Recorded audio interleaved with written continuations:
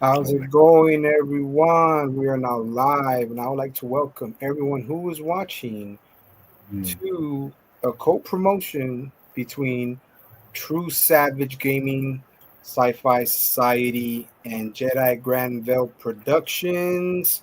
Now I'm going to pass it back over to my brother from another mother, Sexual Chocolate himself, Jedi Granville. Thank you, brother. And how's everybody doing today? It's your boy, as he said, Jedi Granville. Welcome to Jedi Granville Productions. And this is a segment I call Takasasu Corner. And as he say, my brother, Sci-Fi from another mother, we're here to discuss a movie in Tart that I'm particularly fond of, and I'm thinking Sci-Fi is too. And it's the first Gojira film that I ever saw. And that is the inevitable Godzilla versus Megalon. I have two of the posters here because both of them are famous for the Japanese side and the American side. But hey, two sides of the same coins like everything else. But yes, we're going to be discussing this movie in tandem because let's be honest, I don't think a lot of people talk about it. I mean, they talk about it, but I mean, it's usually either talking about it as stock footage farm or whatever, it's like it's one that's, just rentless what it is. But let's be honest. When you first saw this film, how old were you when you saw this Sci-Fi? I was still okay, and just to clarify something I forgot to say though, this is a co-promotion of True Savage Gaming and the Sci-Fi Society and Jedi Granville Productions Volume 27. So it's basically a continuation of what we started back in early 2021, which was the Sci-Fi Society podcast slash live stream. So just wanted to clarify that. I'm sorry, I forgot to mention that. That's good. But the first time I saw it, getting back to that, it had to be around. I was still young. I think I was around 11, 10 or 11, almost 12, maybe younger, maybe 9. It's hard to say, but I know I watched this. I know I watched Godzilla versus Megalon a little bit after I saw the first movie, which was King Ghidorah, Ghidorah the three-headed monster. And it's kind of hard to think. It's kind of hard to think of in mind which one what kind of order I saw them in. Yeah. But I know that I was still in, like, I was still really little. I was still a kid. It probably had to be from 9 to about 11. And yeah, that dude, like it. And like I told you, I'm gonna bring that story back. That I told you last. Yeah, that I told you. I think it was 2 or 3 days ago, beginning of the week. Or no, I think it was on Sunday or Saturday. I went to the local Walmart back in. I think it's hard to say. It's probably 90, maybe 91, maybe 89, 91, or 90. And you know how back then Walmart used to have their end caps of the VHS movies, and they used to have it used to be squared. It was either squared or triangular, and they had either 3 TVs, like the little smaller TVs, and they were playing movies that were from that end cap. And I happened to see when I actually, I think it was the day my dad bought me the VHS, they were playing Godzilla versus Megalon, and it showed on the bottom.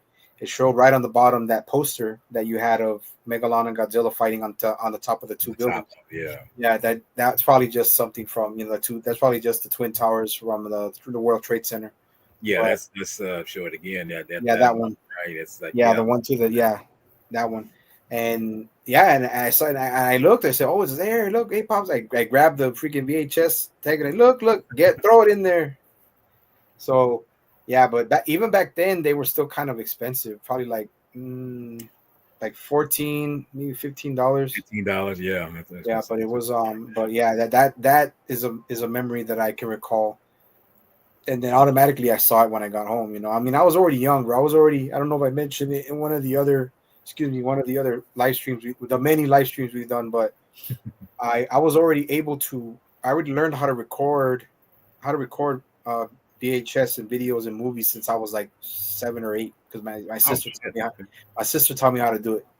So when she would go out on her dates or go out with her friends, she would tell me, "I want you to record this movie on HBO. It's coming out at this certain times." Okay, so I would record it for her or whatever. So she would give me some candy or give me some snacks, or give me some gifts and stuff. So, but yeah, that's how I learned it. But that's when I first saw it, man. And it the reason why I wanted it so bad was because when I first saw it, I saw it like anybody else saw it on television, and I was so. Of course, being a Godzilla fan, but I was very intrigued by Megalon's design, Gigan's design, and then my first introduction to Jet Jaguar. So that's when I first saw it. It had to be between 89 to 90 or 91. See, I can recollect it with me. It's going back to the old days of the 70s. And I think I mentioned this before to you when we first started this group and everything.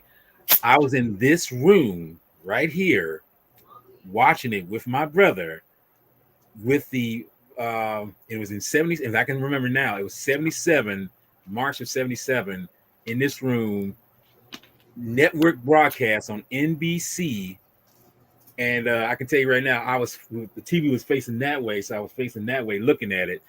And like I say, all I know is that film just blew me away, because I was introduced to Godzilla by Famous Monsters of Filmland. And again, my brother, Mr. Charles Ross Jr., we call him Chucky, he introduced me to Godzilla by way of that magazine, and I just fell in love with it. So I was like, will I ever see a Godzilla film to begin with? And like you, I saw it on television, but it was on national. And believe it or not, this was the only Gojira film to be shown on national broadcast format.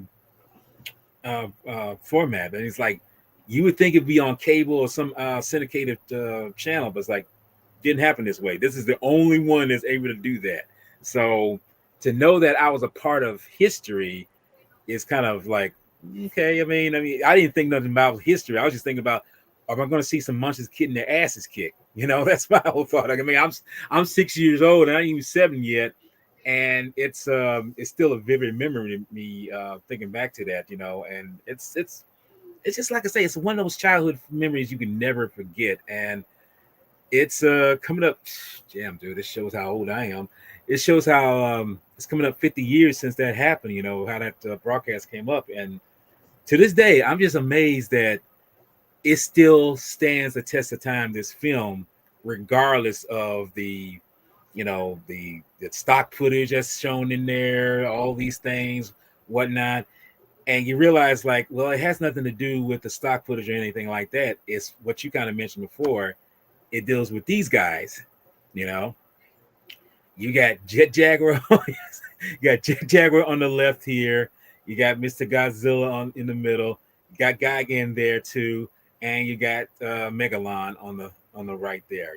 It's like that's the reason why you come to see that. True enough, you come to see it for if there's human characters in there. And to be honest with you, I'm trying to think when you first saw it, did the human characters kind of stick out for you, or just like, yeah, they're kind of okay, and they're just there, to kind of sweeten up the story. Um, you know what? It's a sci-fi story, and I mean, a lot. Like me as a Godzilla fan, I'm very biased, but it's like we all know that it's not the best film, and it was they were cutting costs. It was '70s, one of the last ones of the '70s, probably and not the very last '70s, but it was one before. Now I don't even think Haruo Nakajima was playing No, Godzilla this one. No, his so last, yeah, because I was gonna say his last role was Gigan, so it's like yeah, that's so he put in that time, but the story is not that. I mean, it's simple, man. It's simple '70s, like it's popcorn film, right? Popcorn yeah, flick. But this is for me one of the times the kid wasn't that annoying. He was actually helpful, yes, and yeah, he was actually helpful, and not like God forbid, Ichiro man from Attack of Godzilla, Godzilla all monsters attack, but yeah, that's a different story there. He was yeah, yeah, well, like although I have to say his character might have been annoying, but I can kind of relate with him because I personally was somebody who was a latchkey, child coming up, because of certain things going on back then. But yeah, I mean, but this character here, um, let me pull him up. He, like I say, he wasn't that annoying, and like I said, I got to meet the actor who played him, which is trying to make sure I pronounce his. Well, he probably his name better than I will. Um, Haruzuki Kazumi, no, Kawasi. I'm like I say, I'm terrible with okay, Japanese it's all names, good, man. but Saki Taco, bro, Saki Taco. okay, there we go. But I got to meet him at G Fest in person, and it was a pleasure meeting him, knowing that he's played in two Godzilla films, this and Hedorah. But yeah, I mean the actor, I mean the character he played was not that annoying. It's fact, it's I think he was. I think the character was more level-headed in terms of, okay, he's a child, but at the same time, he's a child who's not going to be like, oh, brother, we're gonna do this. I was like, and Godzilla's like, he's not like that. Well, that's true, but like I said, I mean, I'm not bashing on Ichiro because, like you said, me Mhm. too. I related with Ichiro a lot, bro. I really Yeah, like related to him a lot too, and I'm just saying, like, by the fact that he the differences between him and Ichiro were the fact that I forgot his name. Oh no, his name was Raja, was it? No, yeah. Roxanne, how you Rockstar. pronounce Yeah, that? yeah, yeah. And yeah, Rockstar, I think like that. And he wasn't very he was useful, wasn't annoying. Yeah, he was like any other kid. He's acting, he's being a kid. Mm-hmm. But it's like you can't really compare the two because they're totally two different movies. But it's Yeah, like but in this particular film, he's more useful and more how can you put it? I think more well written because he doesn't do much. He's not the movie's not based on just a child like it was in Godzilla's, what do you call it, Godzilla All Monsters Attack. Mm-hmm. So he's like he has his moments, especially when we get to that. I mean, when he helped with a certain what do you call it, remote control gadget. Yeah. Yeah, that it's just he's a kid being a kid, and then but I didn't, the characters were, to me, the characters were, they're basic, man. I never had a, when you're young, man, you first see the movie, like, you don't really think about the humans, man. You're just more focused on the monsters. You're more focused Yeah. on. It's not until I got a little older, like, when I would want to throw it on a weekend, I was like maybe outside of heading into in the middle of middle school, and I was like, Mm-hmm. I'll put it back on, something little flick, I'm not doing anything, and that's when I started to understand. Okay, it's based off of a scientist and a person who's either an actual race car driver, and then not only that, he's a scientist, but he's also an inventor. So it's like it's not a bad story, basic science fiction from a Godzilla movie. Yeah. But now the 'Cause- story is the story's not, like I said, man. It's not the best story, but it's not too, like, it's not it's not too bad. But that's just me though. I'm biased, I mean, I'm not gonna say that Godzilla versus Gigan is yeah. fucking Right. awesome. It's like it's a worthy of a freaking a freaking Academy Award and shit. But Mhm. no, it's like I said, it's a good film. If you're a true Godzilla fan, you'll dig the story. Me, I soaked up all the story, man. Is it wacky? Yes. Yeah. Is it wacky? Yes. Utopia, are they fucking tripped out? Yes. But it's just freaking, but it's an overall good story. The characters, to me, they're solid enough to stay on the ground and not just be floating up and with gravity and having no weight. Yeah. See. That's all. And That's all. and I guess and I'm gonna add on to that because I totally agree with you. I mean, I know for me, growing up, it's like you watch it, it's like I want to see Godzilla and Jet Jaguar fighting Megalon and Gigan, and I'm not thinking about it. But as time progressed, it's like you start to feel like you need more because I guess your mind is growing just like your body, and you say, okay, I want to need more. But in time, you realize, like you say, this movie is not that great. I mean, this movie is. Let's just be honest. It's almost like the as It's out there. It's out yeah, there. it's out there. It's like it's out there. But that's the charm of this film. That's the reason why I feel like it's still my favorite because it was the first one that I ever watched, and it still sticks out. And like I say, with the and that's the funny thing is, I don't know if you realize this. I mean, you probably could tell back then, but this is one of the only Gojira films that has no female leads whatsoever. There's no females. I mean, someone said there's a shot of a woman, who looks like she's about to pass out, just standing there, probably under the hot lights, whatever, But there's no females in terms of, characters. We just see women dancing in these kind of veilish, silk. In bikinis with uh, these kind of robes on. Like see through freaking dresses and stuff like that. Yeah. I mean, they have these, go-go boots on and everything. Have some kind of helmets on, 70s, whatever. man. Just gotta love the 70s, bro. That's the 70s. Yes, you got to remember it's the peace and love and all that good stuff. But that's Yeah. the thing. This movie had If no. loving you was wrong, Yeah. I don't wanna be Yeah. right. That was the times, and this is one of the reasons why I think this film is a very unique thing too. Not because of certain stock footage that we talk about. It's the fact that there is no female characters in this film. There's none. There's no female leads. I mean, and I'm not. To be truth be told, I'm not bothered by that. But I know in time, I realized that you do have to have females interact in these films because it shows that they are there. And then and the funny thing is, before we get really into the meat of it and everything, you actually notice when you watch this film that there's hardly anybody around. It's like notice how in the films before this and after there was clumps of people in different parts of the scene and everything. Look around in this picture. It's like there's hardly anybody standing out. It's like where's everybody at? It's like ghost town situation, syndrome. I was like, what the hell? So it's like it's just how it is. And maybe that and I think it goes back to what you had said before.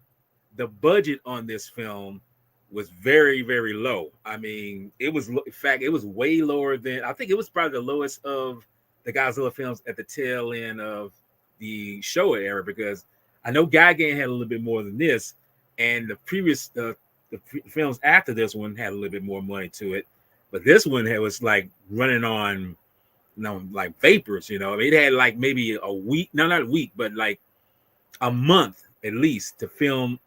Well, create the suits, create the sets, what's little they had, and like say filming and all that stuff. So it's like, dude, they had to get this movie out in less than 2 months, just about. Yeah, no, I agree, because dude, it was out in the country, bro. Like it was out there, like it was out in the country.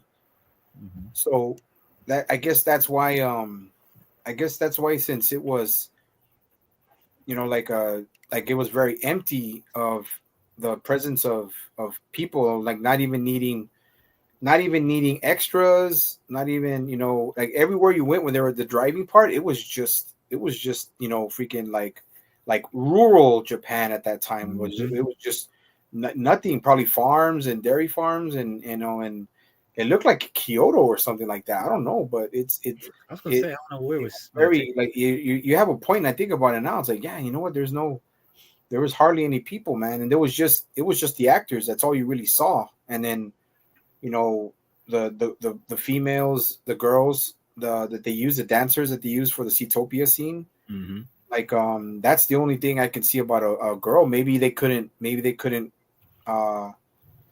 instead of they had to use a child actor instead of an actual female, because maybe they didn't have enough money to fund her paycheck or something, her pay. There's so many different things, man, but they put what I did like, regardless of all the stock footage, they still did a lot with their own special effects and their practical effects. Yeah. So, but you're right, man. I think about it now, like, you know what? That's a good fucking point, dude. There was nobody. It was like a ghost. It's like the whole part was like a ghost town. And you even see them driving around, like you say, you see them driving around. It's like, I don't see hardly any cars driving around and everything. And this movie was taking place in the dead of winter too. I don't know if you know this. I mean, it was taking place around that time, in which, if you ever watched it back on the regular televisions back then, you couldn't see breath coming out of their mouths. But with the technology that we have today, you see breath coming out their mouths.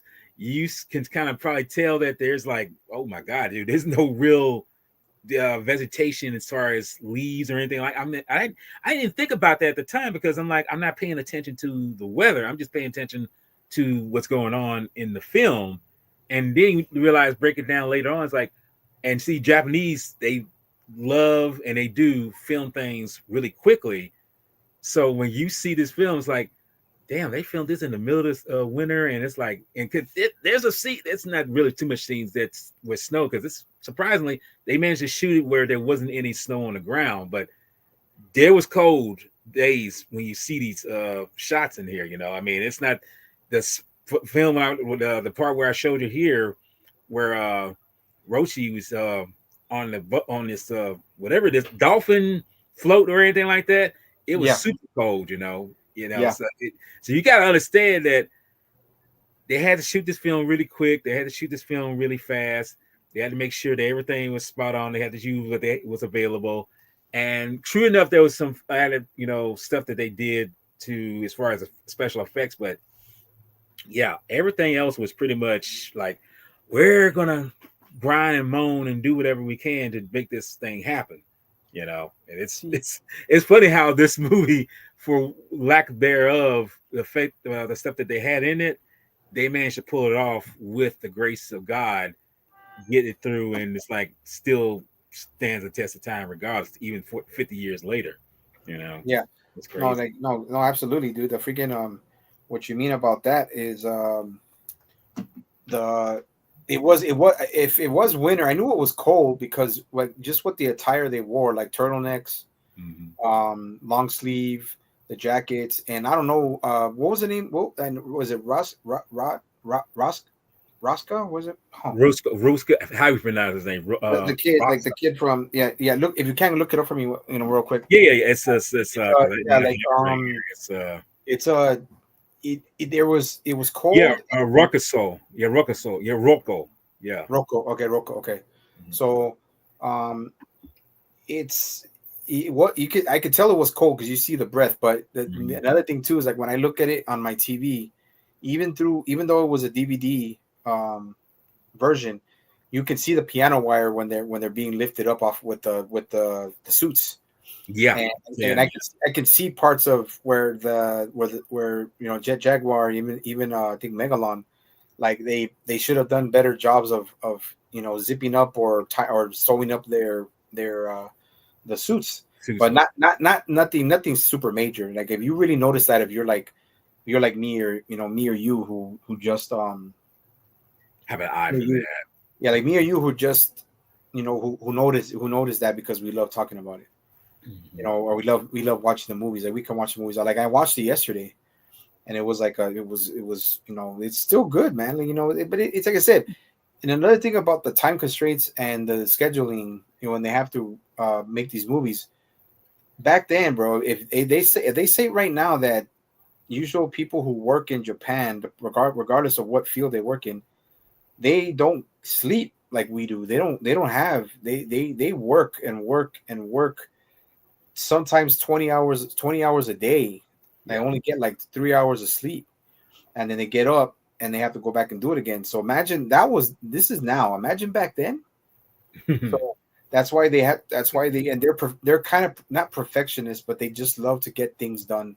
They like to work overtime. Overtime is their thing in Yeah, Japan. they don't when I say take advantage, they don't let what's there, just slip through the cracks, and that's probably why the characters that's in the film and pull them up, Yeah, the characters that are in the film, we realize that Goro is the brother of Roxa, and like I say, the guy to the left, that's the race car driver. yeah. I forget his name. I think it's Horishi. I think that's what his name is in the movie. Although you don't really hear his name that much. And of course, this is Robert Denham. He's the Seatopian master Yeah. behind all this. But the thing about it is that you find out, and this is something that was common in Japan. Well, like you say, it's still common now. You have either mostly the father of these children, or I would say these particular individuals, and they're working like say progressively, somewhere else, and you don't know where exactly it is, but they're working like tangible.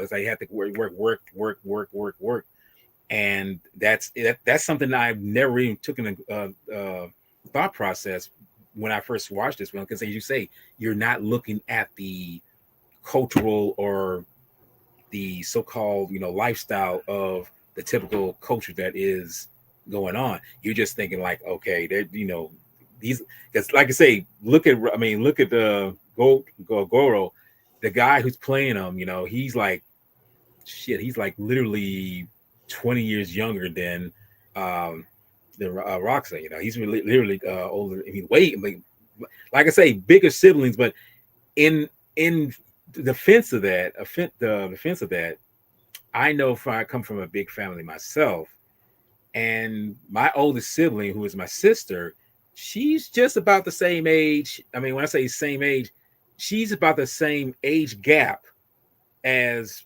that actor to Roxanne, because, like I say, she's like nearly 20 years older than I am.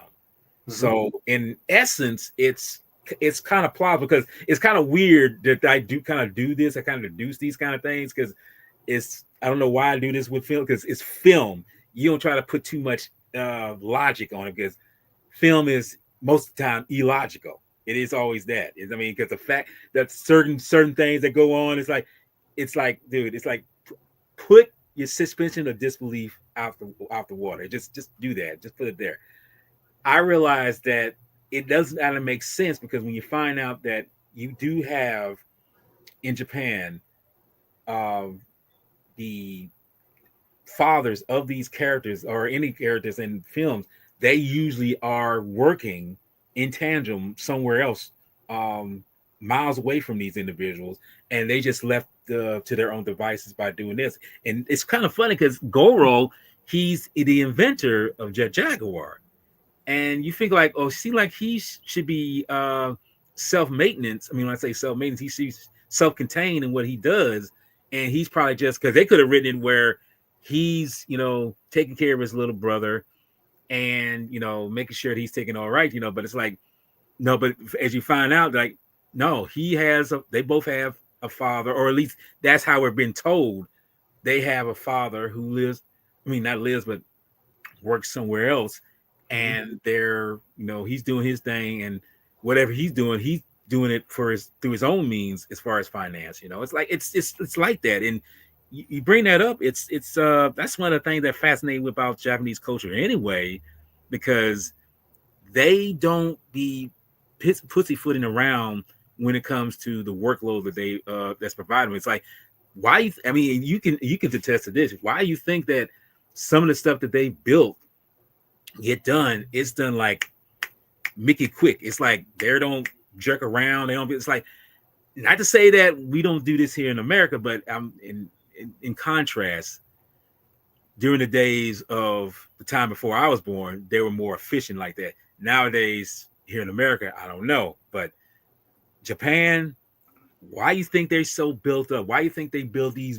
metropolises like they do? Because the Japanese are just like, bam, they did like say, you need this done, let's do it. Just like films, they do it, film it. That's how they do it. Yeah, and then that's what I'm saying. I mean, we're not trying to bash on anybody. I mean, we do have every country, every damn country has lazy ass fucking people. But yeah, I'm talking about like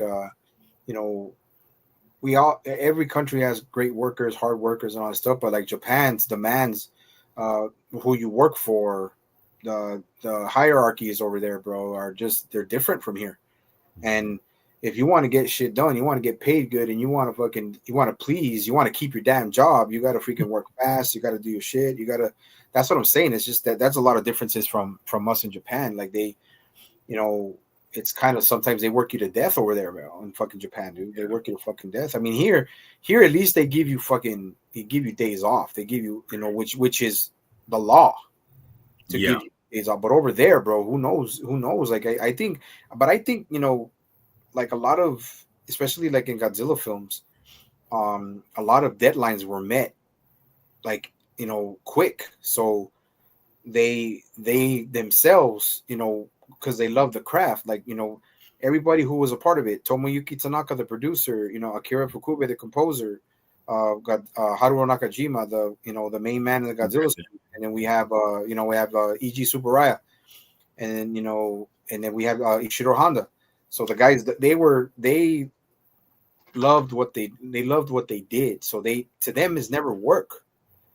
Yeah. You know what I'm saying? But this, like I said, that was in the good old days, back in the 50s, 60s, and all that stuff, when it wasn't like now, where you can easily get distracted, even people like us who have technology up the ass. And back then there was hardly any technology. Everything they had to do by hand most of the time. So they're very, they love doing it because it took up all of their time. Yeah. And they didn't have to be sitting there like on a fucking phone, like this, like just. Yeah, right. They don't. It's like, and I mean, true enough, they do have some that do it, but it's like once it's like done, it's like no, trying to get to work, trying to do. I mean, like I said, we all get guilty of it, man. Like even me, like you have to look at it. A phone right now, nowadays is a lifeline. So it's like and that's, but back then when they put in the piano wires, who knows how many pianos they had to get out and fucking, fuck that shit up. Right. And then, they get paid so many, they got paid back then. What they were getting in yen was a lot. So, yeah.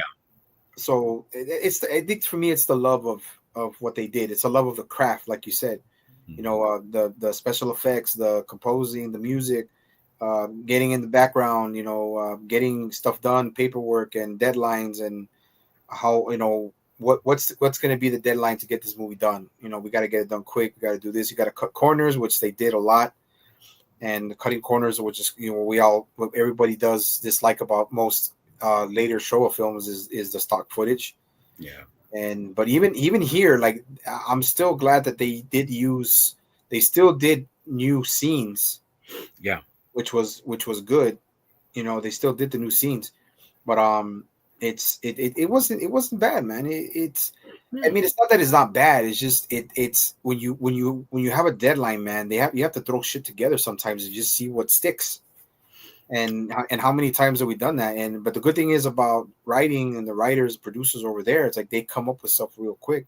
And this was already at the tail end where Godzilla was a superhero, more of a superhero than an anti-hero or an antagonist. So it's like I think in my mind too, they knew, and E.G. Tsuburaya, big time. We all know he was a very big fan of children. He loved children. So it's like, and so did Ishiro Honda. So it's like they I think they relished in it, especially E.G. Tsuburaya, because he had he really did like children, and he wanted to please children, and no blood was used or anything like that. So, and I'm surprised they used blood in Godzilla vs. Gigan, but they didn't use it in this one. No.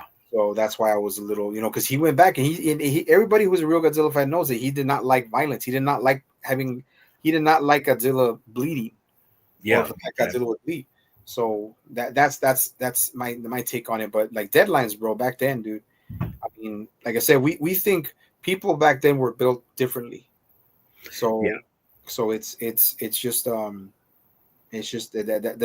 the time, how do you see it? It was the tale of the times back then, man, where that's how shit had to get done. And the Japanese, bro, were probably still some of the best at getting deadlines done, even if they have to lose sleep and if they have to work overtime.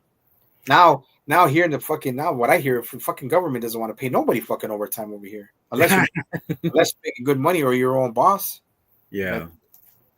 But that's kind of how it is right now, and it's kind of sad that, we see that, because let's be honest, but politically, everything is on fire, and this part it might get worse, but we won't really discuss it too much here because we already know the outcome. Not so much the outcome, we already know the tail and the reason why it's going on. And fortunately for us, hopefully we're not affected by it, but in a way we kind of are.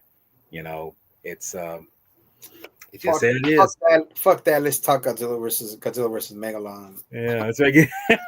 Pretty much, But that being said, like I say, we're discussing this film and kind of touching on the basis of what this film is all about, how does it affect you and everything over there.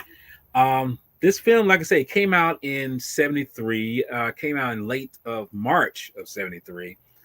And like I say, I wouldn't get to see it until, like say 77, 4 years later, which is kind of weird because, like I say, it was released in Japan in March of that year, 73. But 4 years later, I would get to see it on television. So it's kind of interesting that this thing has a very interesting roadmap of things that you wouldn't think that would happen with a film like this, especially with the fact that at the time, those films, like anything coming over foreign wise, they didn't get the correct treatment that they deserve. Hey, thank you. And it's sad that's kind of the way it is, but lots of films, foreign films, especially Godzilla films, anything that was tokusatsu related, they didn't get the treatment that they deserve that they do now. Because let's be honest, now you can't even blink and you see something. If you say something about Godzilla, it's like, oh shit, are you talking about the monster? No, I'm talking about the old shit, motherfucker. That's what we're talking about. That's what we're going with. We ain't talking about the new stuff. And yeah, true enough, the new stuff is doing this thing, but we're talking about the old stuff. So now we got stuff coming on Blu-ray, 4K, they're streaming it, you can see it, like everything is getting the treatment updated. Yes, like that. that it should have been back then, but unfortunately, it didn't get that grandiose kind of treatment. Ah, Yes, you know, so it's kind of funny that Americans, not trying to out anyone out, but I have to bring this up because even it affects me in a way because I see it that way. It's funny that if it's not an American subject, or put it like this, if it's not something that's so Americanized that we can, understand it or look at it, it's like, well, we don't need to see it because it's a silly. All it is a man in a suit doing some battle, stomping on plastic or cardboard cities. I'm like, y'all have no fucking idea what y'all talking about. If you really broke down what these films were, they were actually a love letter to what the Japanese have accomplished over time doing war, famine, insolence, or anything like that. And you realize, like I say, yeah, they might have done what they did, but at the same time, when they got and like I said, I'm not trying to get too political, but when they got what happened to them during World War II, that's a whole lot. So in time, they would have to bounce back and do something that says, you know what? Okay, we've gone through this, but let's see a better versions of ourselves, or at least show that, this is what could be of us in terms of, this or anything else out of avenue that we do.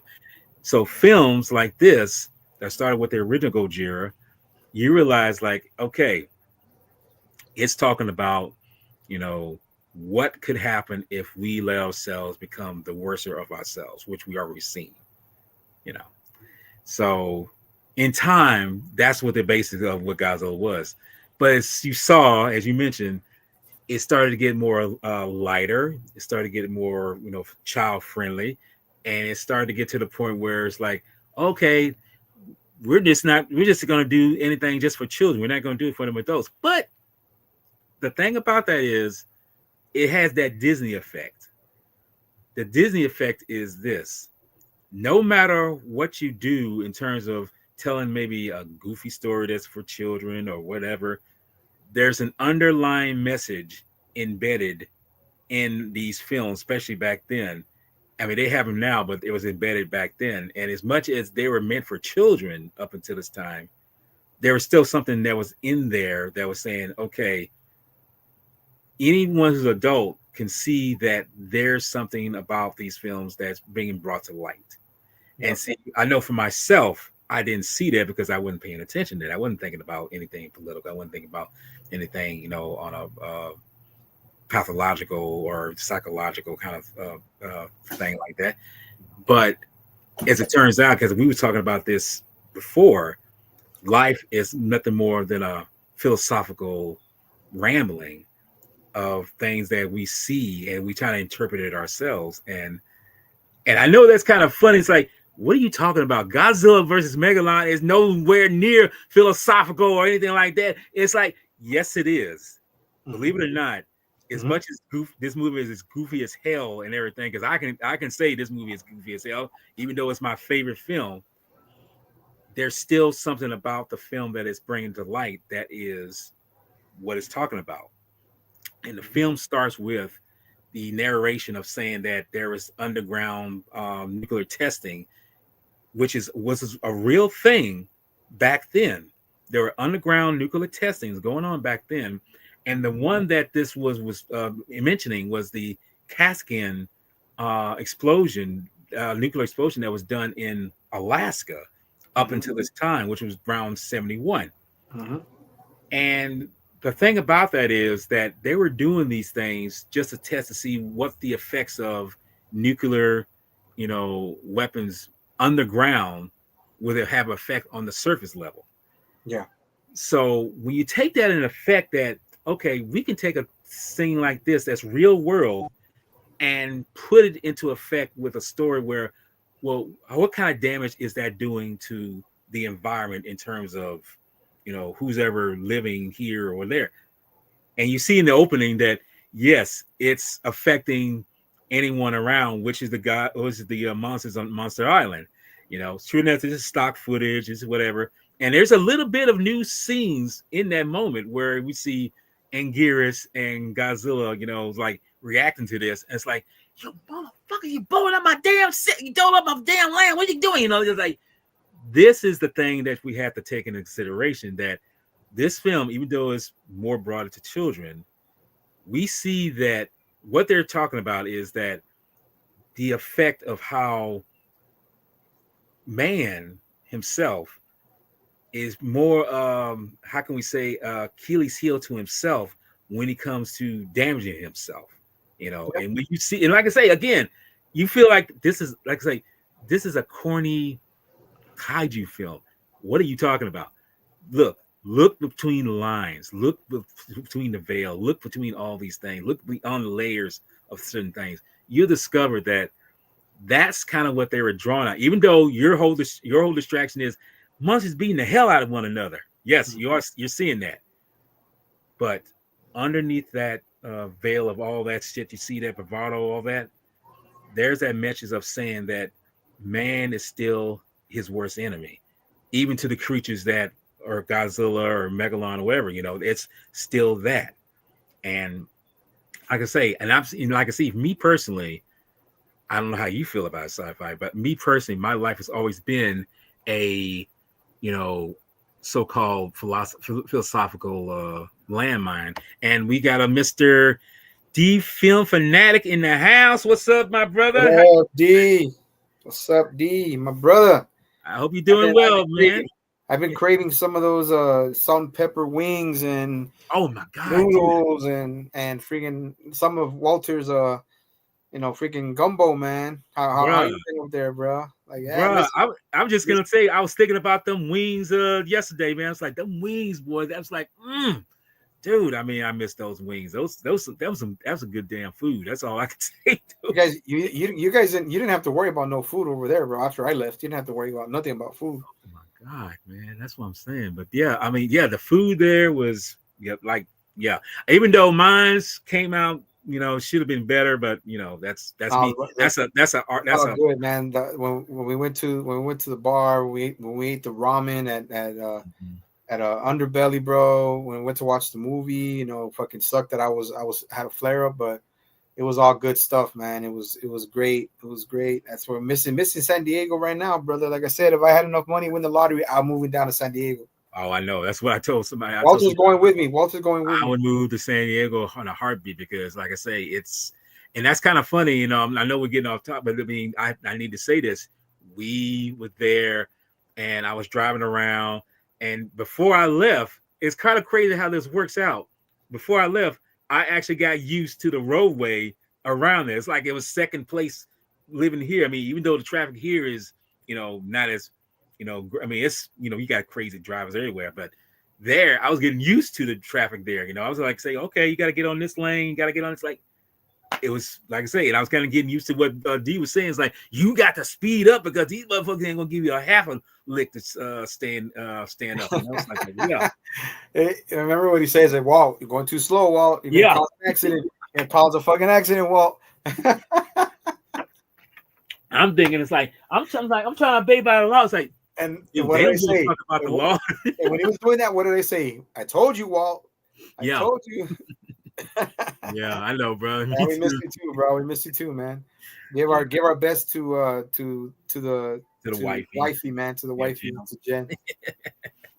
Yeah, but you get what I'm saying though about that. Oh yeah. Like there's always a message, man, and like I got to that point too where remember when we talked yesterday, man. Like when we first started talking, we first formed the Sci-Fi Society, bro. I was more of just a fucking straight up, didn't care if I was a dick, like didn't said my piece, still respectful, but said my piece, bro. But now like I have such an open mind about information and how the world works and just learning, being humbled by life, being humbled by certain situations, and we go back to the Godzilla, to this movie, man. Like it does, like, dude, man. Even when we're gone, even after our bones are freaking dust, bro, men are gonna destroy this fucking world, dude. They're already. How long has the human race been destroying this world, dude? it's not gonna stop, dude. They're not Yeah. gonna stop. You know, I mean, they're gonna. I know to a point that the only people that are gonna the only people that's gonna destroy this world are like you just said is humans, bro. And if they were to do that, then fuck it. Then let it be, bro. If they kill each other, you're gonna be gone. I'm gonna be gone. We lived our life the best we could, and we did our shit. But we ain't gonna be worrying about that because we're gonna be under the ground. Yeah. So I don't honestly it sucks, man. But we can try to talk to people. We can send out like messages like Ishiro Honda and Iji Tsuburaya, all the forefathers of the Showa era and Godzilla as a whole. Know that no matter how many messages are putting out, people put out messages now, and there's no, I mean, few. The good thing is there's few, but a few of a resistance of people who want to better this world are not going to go against the fucking corruption of it. Right. So it's just like I said, man. That's why I just focus on myself, focus on what we love and all that shit. But you have a point, bro. And then Megalon, and we go back to conquering. We go back to conquer. You know, the Zetopians want to conquer Earth. They want to conquer the surface world. And they have to use a monster to do it. And they have to call another antagonist. They have to call Gigan down. And then luckily we have what do you call it? An unexpected defender Yes. in Jet Jaguar, who knew that it was the right thing to and it was the right thing to call Godzilla and to wreck shit, to fucking regulate on. Right. Exactly. Regulate that. But it's like I said, but it's you're right, man. See, that's the philosophical part of it. That's the part that me and you, especially me, have been getting more into, and looking on the outside of what Godzilla films are about, and the messages back then that still people listen to, people heed, but do people try to express, but are they being listened to? Are they being heard? Right. That's the hard part. That's the question mark, man. Like what are they doing? What are they listening to? But see, another thing too is the forefathers are pretty. They're all gone. Yeah. And I think in my mind, they when they all left this cruel, fucked up world, bro. They looked to themselves. Yeah, I did the best I could. I did the job I love doing, and I think that to me is how anybody should live their life, man. Especially after a certain age. Mm-hmm. Like enough bullshit. Why am I gonna worry about? Why am I gonna still stay stuck? Don't stay standing still, man. Everybody else will move. You stand still, everybody's gonna keep moving. When we're gone, when we're in the ground, everything's gonna keep moving, whether it's negative or positive. Yeah. Everything's gonna keep moving. So I think there was an understanding about that, and they left their mark, bro. And it's forever, bro. It's forever. Yeah. You know. Some That's and something that can't be. That's something that can't be erased. That's something that is always going to be there, no matter what someone tries to take up. It's like you try to erase that. It's like you do a good job. I mean, it's almost like, and I'm just giving you a funny example, that Star Wars holiday special that yeah, George Lucas. Okay, he tried to erase that from history. He tried to get that out of there, no matter what.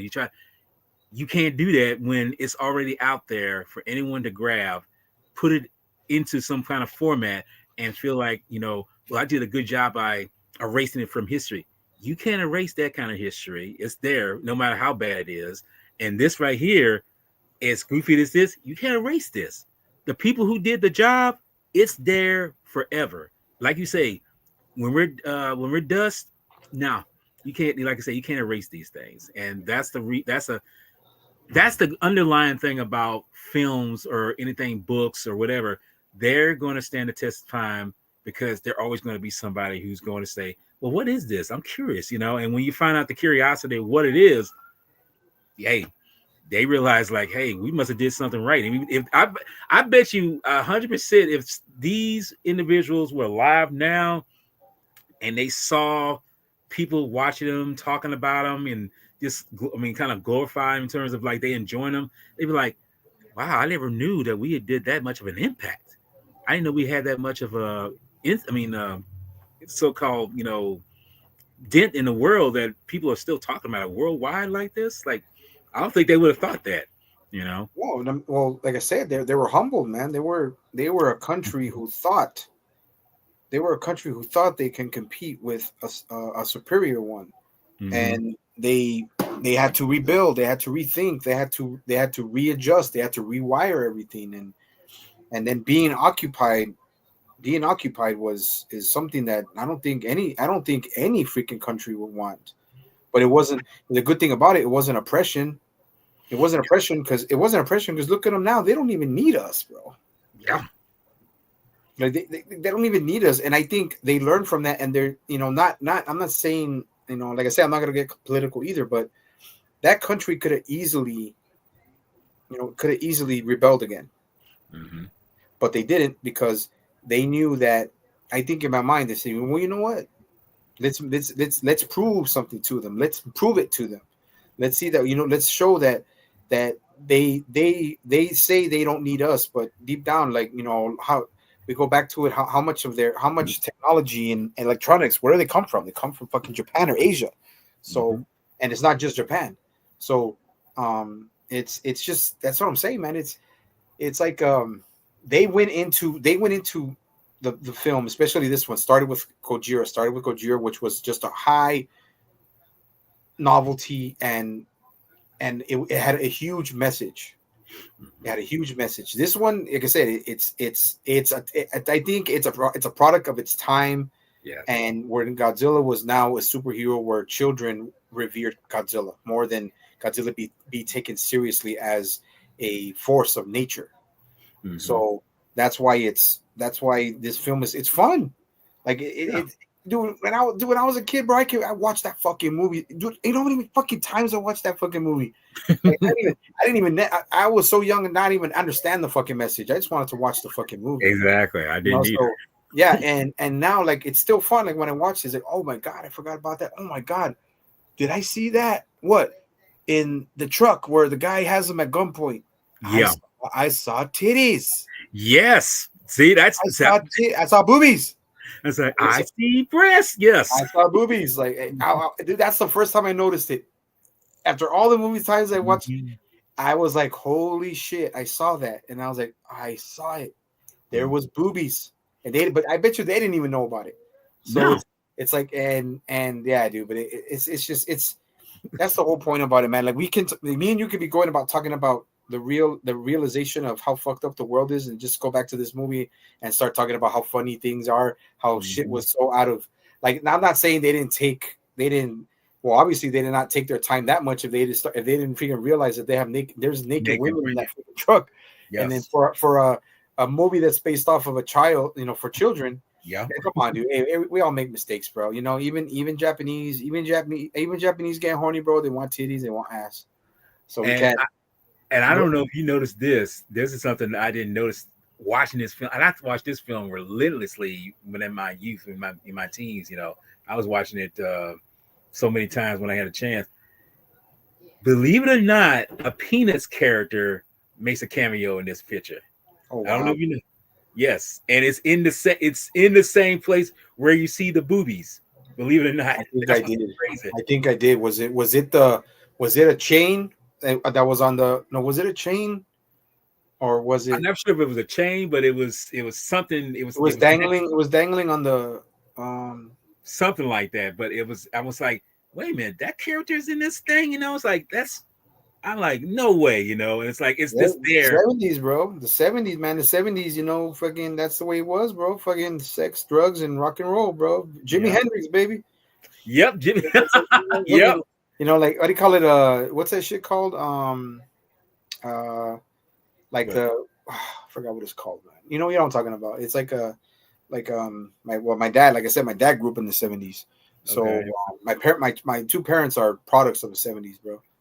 Well, So they say they should be. Yeah, they should remember yeah, like these. yeah, like lava lamps and Yeah. Love that. psychedelic shit. Mm-hmm. So it's like, but yeah, I mean, dude, even though Japan, bro, Japan wanted to be a piece of every kind of country's culture, bro, every kind of country's culture. So, but I mean, it's just funny, bro. It's just, hey, bro, hey, you can't blame it. You can't blame them, bro. Sometimes they don't think about these things, man. They're like, well, you know what, we can't we can't afford to take them down. You're not using my truck unless you're giving me yen, and now I'm gonna keep my truck the way it is. Yeah, And exactly. pay me more, and I'll take off them titties. Yeah, but It's it's like, like that ain't happening. but No. no, you know what? It's yeah, but it was hilarious. I was laughing, dude. I was like, holy shit, I see boobies Mm-hmm. in a Godzilla movie. I see boobies. And Mm-hmm. I'm like, oh shit, dude. I was like, wow. Fucking 40, almost 46 years old, bro. And I'm I barely noticed it. Oh my God. Well, see, that's the thing right there. You know, I like I say, well, of course, I was in my teens. I didn't see it when I was in back in the 70s. When I was in my teens, late 80s, I noticed it, and I was kind of like, is that really there? You know. And the weird thing about this is the weird thing about this. This was not the first time that nudity was in a Gojira film. Believe it or not, it was in the original Gojira. Gojira had some women. Oh yeah, the girls. Yeah, the girls that were radiated. Yeah. They were, like I say, you see, but it wasn't for, it was for an effect, but not for titillation. It was just for effect to say this is the outcome of what they have to deal with. The message. It was a part of the message. Yes, exactly. And right in here, it was like it was more like just a throwaway thing, but you didn't think much about it. That's just how it is. But yes, you would think boobies and Godzilla would be mixed in together, but as it turns out, you would see boobies again in Show me boobies. Show yes, me boobies. you would see it again. Look, it's what's funny. You would see it again in Terra Mecha Godzilla, surprisingly, but Yeah, yeah. it's Well, I weird how mean, that is. it's but like I said, it's not like something that's like really thrown out there. Not Yeah, sexually exploited girls, or like not the West does. Yeah, so not like not like it would be like in a rated R movie yeah, or stuff exactly. like that. But no, yeah, but nah, bro. Like I said, it's that's like I said. There's so many different topics about the movie that we don't even have to talk about the movie. Once we get into deep, when we start getting into the movie, dude, it's not that long a movie. I noticed it's not Yeah, that long. it's It's yeah, kind it's of less than short. 90 minutes. Yeah. And but yeah, it's got a lot of stuff that I barely noticed, and then that not that I noticed, remembering, like I because like I said, I had not seen it in like five, almost 4 years, 5 years. I'm trying to And think what's the I last saw, I movie. mean, I remember everything, but I forgot it had scenes from Destroy All Monsters. I forgot that Mm-hmm. it had the big scene in the beginning with the boat. I forgot about the kid with the fish boat. Yeah. Um, I forgot about the how it got sucked in. I was like, wow. Yes, I was like, that was a new that was a new effect that they had. I mean that's one thing I can say about this film. It does have new scenes, new effect scenes that are in the picture, but as far as like I say, just randomly, like I say, stock footage, you can probably anyone who's watching it, especially if they watched it back then, the films up then, you can see like there's some scenes from the Mysterians. You can see this from, like you say, you can see scenes that from Monsters I mean, now Monsters Attack, but the Destroy All Attack of Monsters. Straw Monsters, things, Straw Monsters, and various others. But Mm. the thing about it is that they use it strategically, where it did carry with the story, and you didn't get yourself lost in what they were trying to say. Which I'm glad that they do, because otherwise you would Yeah. you lose sight of what the message really is. Yeah, exactly. And he was in it. And See, Gears, yeah, yeah, and yeah, Gears but was in yeah, it. exactly. He Yeah. was in it. That's why I said he was in it, and you actually see Rodan Rodan. in there. Rodan was in it. Yeah. Yeah, you Yeah. see, it's like And I recognized it right away. I was like, "That's Destroy All Monsters." That's when they were using they were using that sleeping agent. yeah, That's and what not I just on the remember that. humans, but on the Yeah, monsters too. but I mean, but it does it plays into it, especially in the beginning.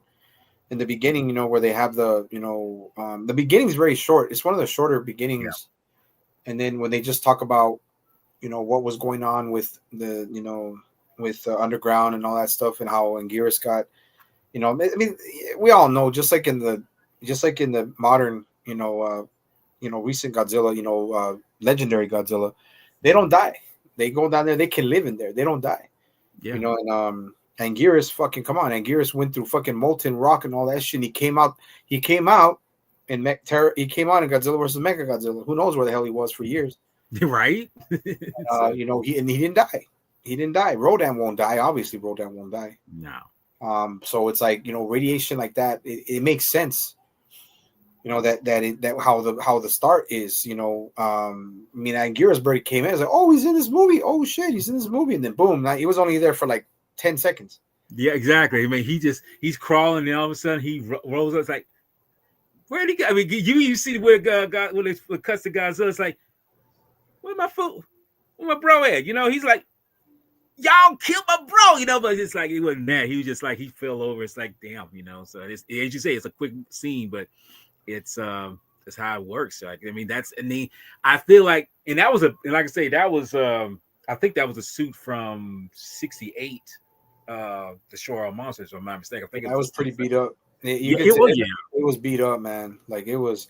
I tried to pause it and I looked at it. It's like even the carapace kind of looked like it was caving in, and I was like, yeah, man, like oof, like yeah, they poor Anguirus, man. That suit needs a tune up, man. Needs tune up, yes. You know, but I think they tuned it up. No, they tuned it up for Godzilla versus Gigan, right? No. That was after. That was after. I was gonna say yes. That was the same one they used for Godzilla versus Gigan. Mm-hmm. So, but it looked thinner and it looked more rotted. Yeah, not too much. But I think if you're like us, you nitpick that shit. You're like, yeah, that's pretty. Oh, yeah, that's pretty. That was pretty beat up, man. That freaking suit was banging. The Rodan suit. I mean, that one was already, you know. That was from Destroy All Monsters, so yeah. That was already, you know, Rodan didn't come out. He didn't come out after Destroy All Monsters. He pretty much said, you fools have it with this. I'm going to bed. I'm just gonna let y'all have it. You know, it's like I'm not doing this no more." But yeah, like you said, we'll get to that part. Well, you started off, bro. It's your favorite movie, so yeah. I mean, like I said, I mentioned before of the underground testings, and it affected them. You know, it's like I say. You know, if it's affecting, and the funny thing is, the subject of that underground testing that took place in the Caspian, not the Caspian, it's called Caspian, but where it took place in Alaska, it affected a lot of things miles away. Mm-hmm. So it doesn't just affect the people on top; it affects people who are underground. Surprisingly, because we've had encounters of underground dwelling people before with Atragon, and you know this is just another placement of another country called the Cetopia. Yeah. So we don't really know who the Cetopians are yet, but we are introduced to, like I said, we mentioned before, the characters of Roxanne, his brother, you know, Goro, and Horishi.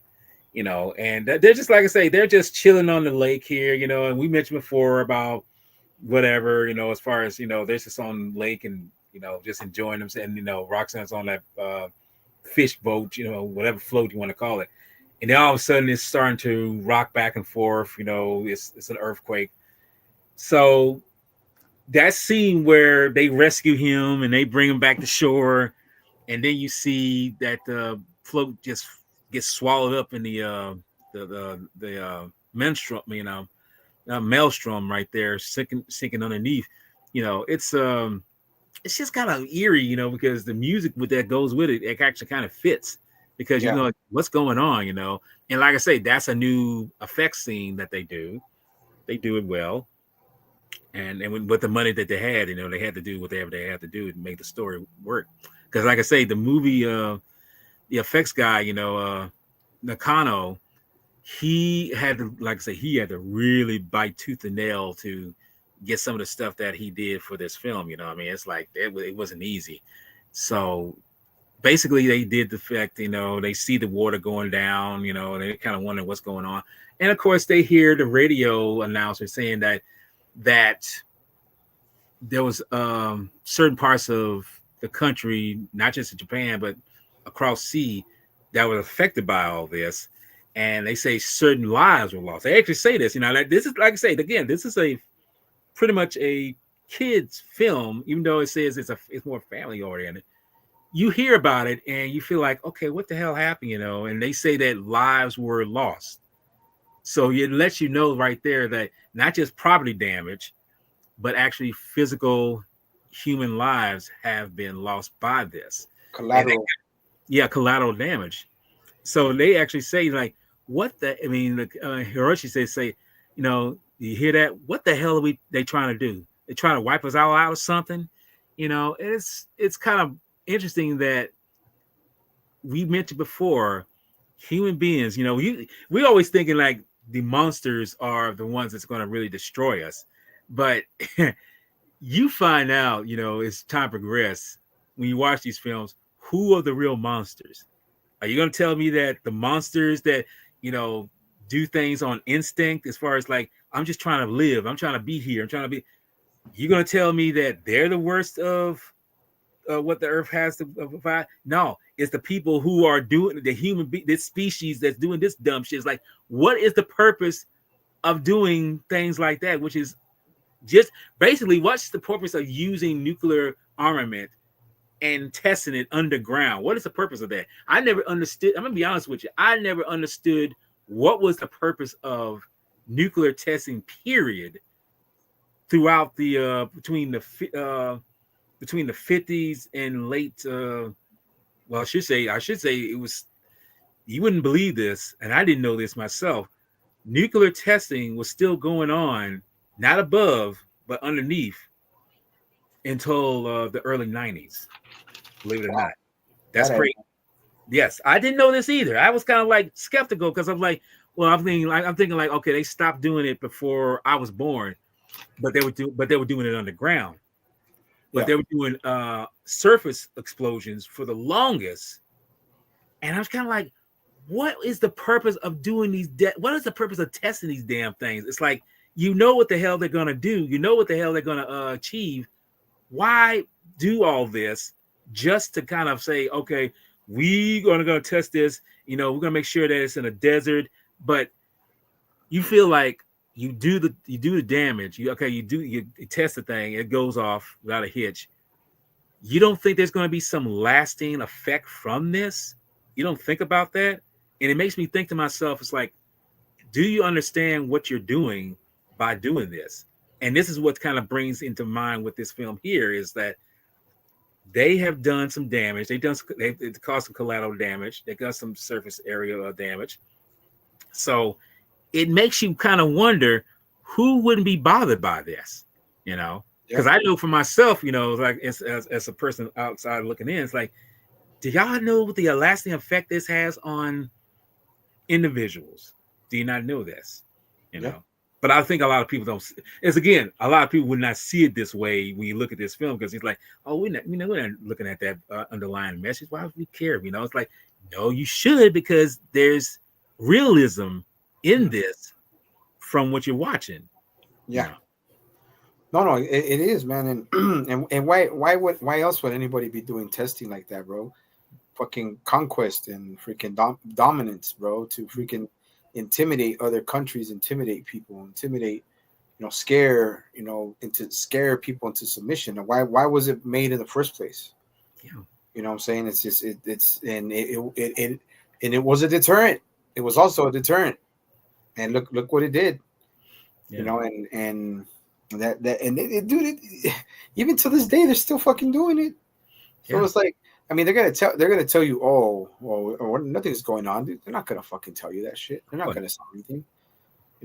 That's what it was. That's why they do it. And I'm on my take on that. It's like, the what happened when there was that freaking, that when the whole river just freaking sunk in, and and it said there was lives lost, there was collateral damage, from in other parts of the world. It's like, Goro was like, man, this is like shit. What are they trying to do, man? Like, what are they trying to achieve out of this? yeah, And that's the bad part about it. It affects other people. And you know, I was thinking to myself, like, you know, the Seatopians had a freaking. You can, you can, you can understand why, they did what they did, but it's also well, they do what they do, why they wanted to do, but Mhm. it's still like, it's not gonna. What is it gonna do? It's not going to achieve It's not anything. gonna It's not change going to, nothing. It's not yeah. gonna change nothing. Just another war, and but yeah, okay, but you know me, man. Continue. No, no, but just like I say, bringing it back, it's like this is the thing that leads where we're at here to what comes up, because that's one thing about this film. There's an underlying domino effect. It's like, Yeah, okay, we got the part where, okay, humans are doing nuclear testings underground. It's affecting everything. So these three characters we see, okay, they're pretty much bachelors. We can tell that. And like I say, Goro is the big brother of Roxo, Raku. So they go back to his place, and that place that's in the movie, that's a real location. That's actually a place that's still standing now in Japan. I actually looked it up, and it's still the way the I mean the tree is growing into the building or anything like that's still hmm there, surprisingly. But they go to the back to the house, and they discover that the door is unlocked.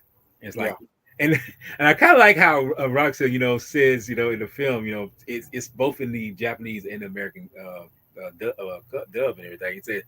He say, hey, look at the door. He says, "What? It's open." It's like, yeah, you think because you just opened it? What I mean? I guess what he mean. I guess what he should have said is unlocked. He should have said it like that. I mean, he's in the American. I mean, in American, it's like, look at the door. It's open. It's like, dude, yes, it's open. I mean, really? I didn't realize you can open it. And it's like it's open. It's almost like if I took my shoe magic. off, It's like my magic. shoe's off. It's like magic. Yeah, but no, the door is unlocked. That's what he should have said. The door is unlocked. So they go in, they go and check and everything, and out of nowhere, these well suited looking suckers come, hitting them, knocking them on, especially Goro and was Goro first. They knock him out, and then Rocket I like this how Rock said, uh, he tries to grab him. He tries to grab one of them, and this has got to be the first time I've actually seen child abuse in a film, at yeah. least in terms of that, because he grabs It Roxanne. wasn't child abuse back then.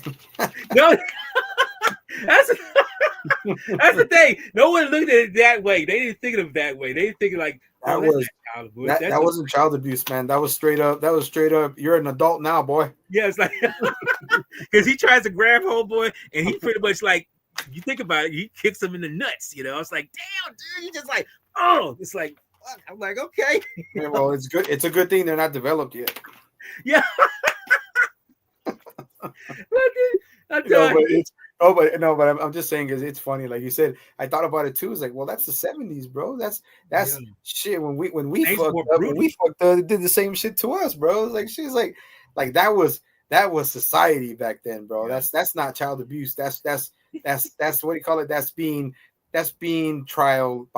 trial by adult, bro. yeah, like Like that that's like trial okay, by you're fire. gonna learn. You're gonna learn what it's like to be an adult.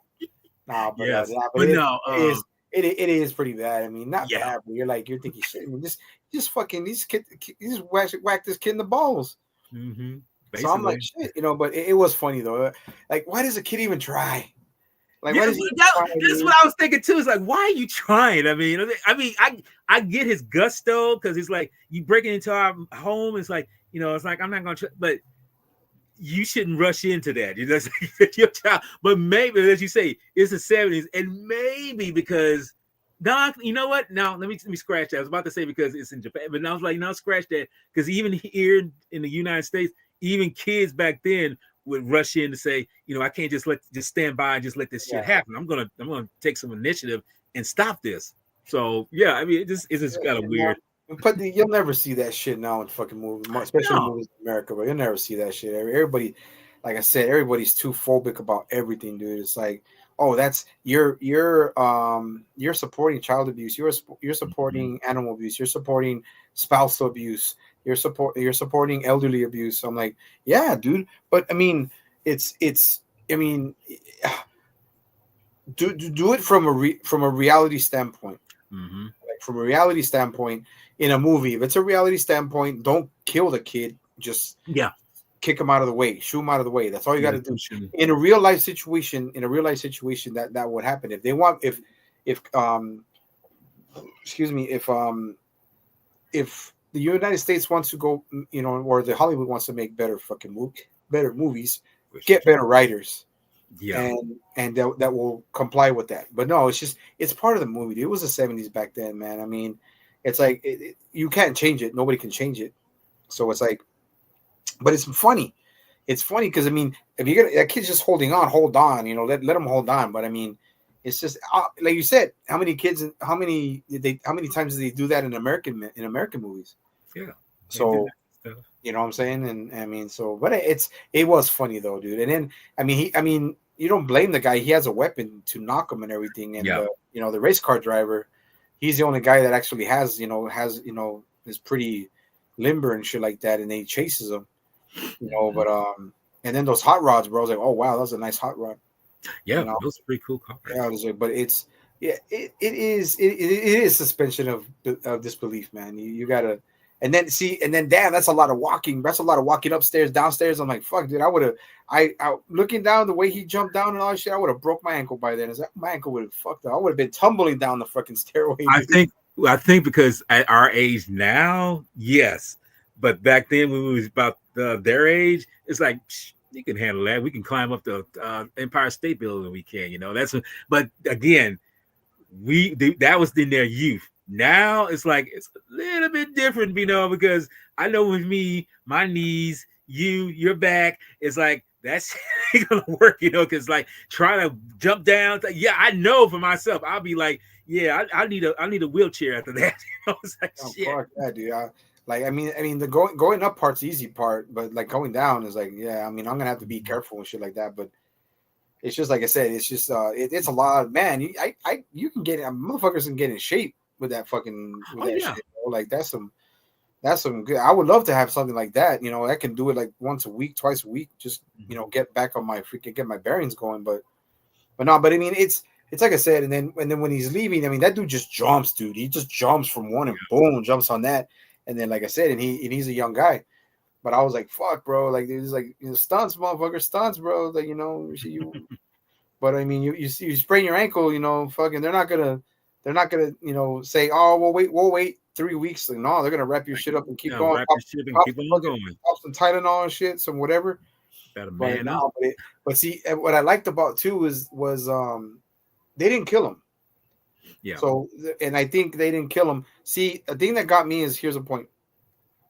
He could have.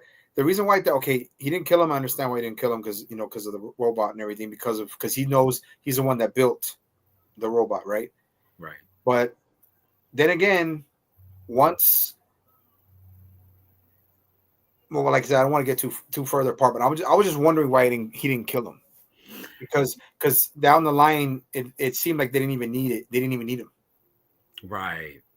They probably were going to eventually, but I was just like, maybe we talk, when we get to that part, but like I say, keep going, man, keep going. I understand. You bring up a good point. It's like, why didn't they kill him? But it will come up when we get there, that there's a reason why they didn't do that. But as we go, like I say, he gives chase to the guys. And they pretty much, they give good chase, and while he's chasing them, Goro and his brother are looking around, see if anything is missing or anything like that. And it turns out there's nothing missing. It's just things in a mess. That's all it is. And as you watch, you realize that there's nothing. It's like these are some thieves, but it's like, or what can I say? Because they're doing a B and do a B and E. It's like you're doing this, but you didn't take nothing. Now that's a strange coincidence. It's like that's a strange little thing. And then as they're doing this, going around, Roxa discovers some, reddish sand. Reddish, it looks like more like dirt, but it's sand though. Mm-hmm. So while it's while homeboys, still chasing the guys. They throw out this like grenade and it blows up, and he run. To get away, whatever. And it's a cheap and quick effect where you see the explosion, but I mean it's effective. Yeah. So through all this, they're pretty much asking them, who the hell are these guys? It's like these are people who broke into our home, but yet they knock us out in a way where it's like we can't follow you or whatever. So it's like you can't get away from here. So it's like, all right, you won't give chase to us. So they discovered Gore tells them about the sand, and no, There was a red button. There was a red I was button about to too. say, let's say, yeah, Yeah. thank you. The red button, he's kind of grabbed off of one of the guys, and Roxanne noticed that it looks like the color of the sand, and he pretty much says, y'all found some sand. He's like, yeah, and Horishi, he pretty much takes the button in that sand and takes it to an analysis. So this is where we do the so-called montage of certain films, because this is where Goro gets to work and pretty much finishes up his brilliant creation, which is he doesn't call it Jet Jaguar at the time. He's just a robot. And I should say that this is an interesting take on this Jet Jaguar design. This was designed by a child, believe it or not, but it's not the final design that he created. And I'm not going to go into the whole melee of the story, because let's just say that this was the design from a child, and the final design was going to be called Red Alone. I think it's a Red Malone or Red. It was Red something. I know that's what it was. It's going to be called that. But he gets it fixed. He gets it working. He gets it going. And while this is doing, like I say, Horishi, he's analyzing the sand and the button. And, he comes back and we see Roxa. He's got this little baby rider. He takes off. And to me, this That was reminds cool. That was fucking cool, bro. I was That's gonna say this is is something that reminds me of something I saw in Grindhouse, Robert Rodriguez and Quentin Tarantino joint.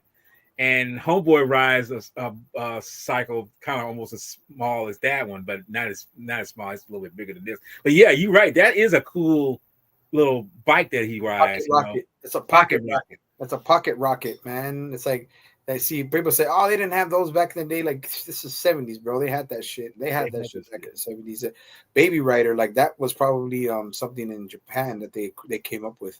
I think it was, but it's cool. I mean, not very fast. I mean, you have to pick up speed, but I mean, put somebody like me who's 218 pounds. It's just not gonna go fast. Yeah, but I mean, like but it's very when I was a kid, bro. I saw that. Oh my god, that is so freaking cool. And just to mention that, just to go back to a memory, I was very fortunate, man. Because like back, I think it was 10 or 11, close to 12. My dad bought me a go-kart. Oh, okay.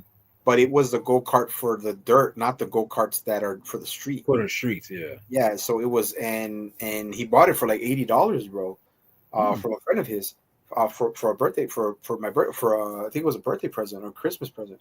Okay. And dude, that engine was strong, bro, and fucking. Luckily where we lived was a huge yard, dude. So me and my cousins, we had family over. Everybody was using it. Everybody loved that shit. I love that shit. I was very fortunate, bro. I mean, like we didn't have a lot growing up, but I had that go-kart, bro. And man, that shit was beautiful, man. Could you sit two people? I mean, say two people? We all used it to death. Okay. But but it reminded me now, like when I see that baby rider, it's like, yeah. But it's cool, man. Sorry, but I didn't mean to cut off. Oh no, because that's the whole purpose of that, because it ignites memories for you when you think about that stuff growing up. Because, and like I say, for me, I remember those kind of go-karts, but I think mine. I mean, I don't know if yours was double seated or just one seated, but I know I was in one that was double seated, and you could ride it with the driver in there. You had to be like, it's like in the 70s, so it's like you were small enough. Surprisingly, I was small enough to get inside and ride with the guy who was driving it. It was just no, cool. yeah. No. Mine. It was custom built. Oh, was it? Yeah, it was custom built. So it had a big seat and it had the steering wheel in the middle. Okay. So, but yeah, but I would take like like me and my cousin would ride on it, or I had a poodle, I had a toy poodle, and I get my toy poodle named Purdy from the 101 Dalmatians. I had her, and I would get on it, and I would take her, and she would be riding on my lap and everything like that. Cool. But yeah, it was cool, bro. I mean, it's like I said, it was gas powered, and it was a pretty strong ass engine, bro. It was a small motor, but it was on the side. But everybody wanted to ride. Everybody wanted a piece of my fucking go kart, bro. Everybody wanted it, but like I said, all engines like that don't last. So especially if you don't maintenance them or anything.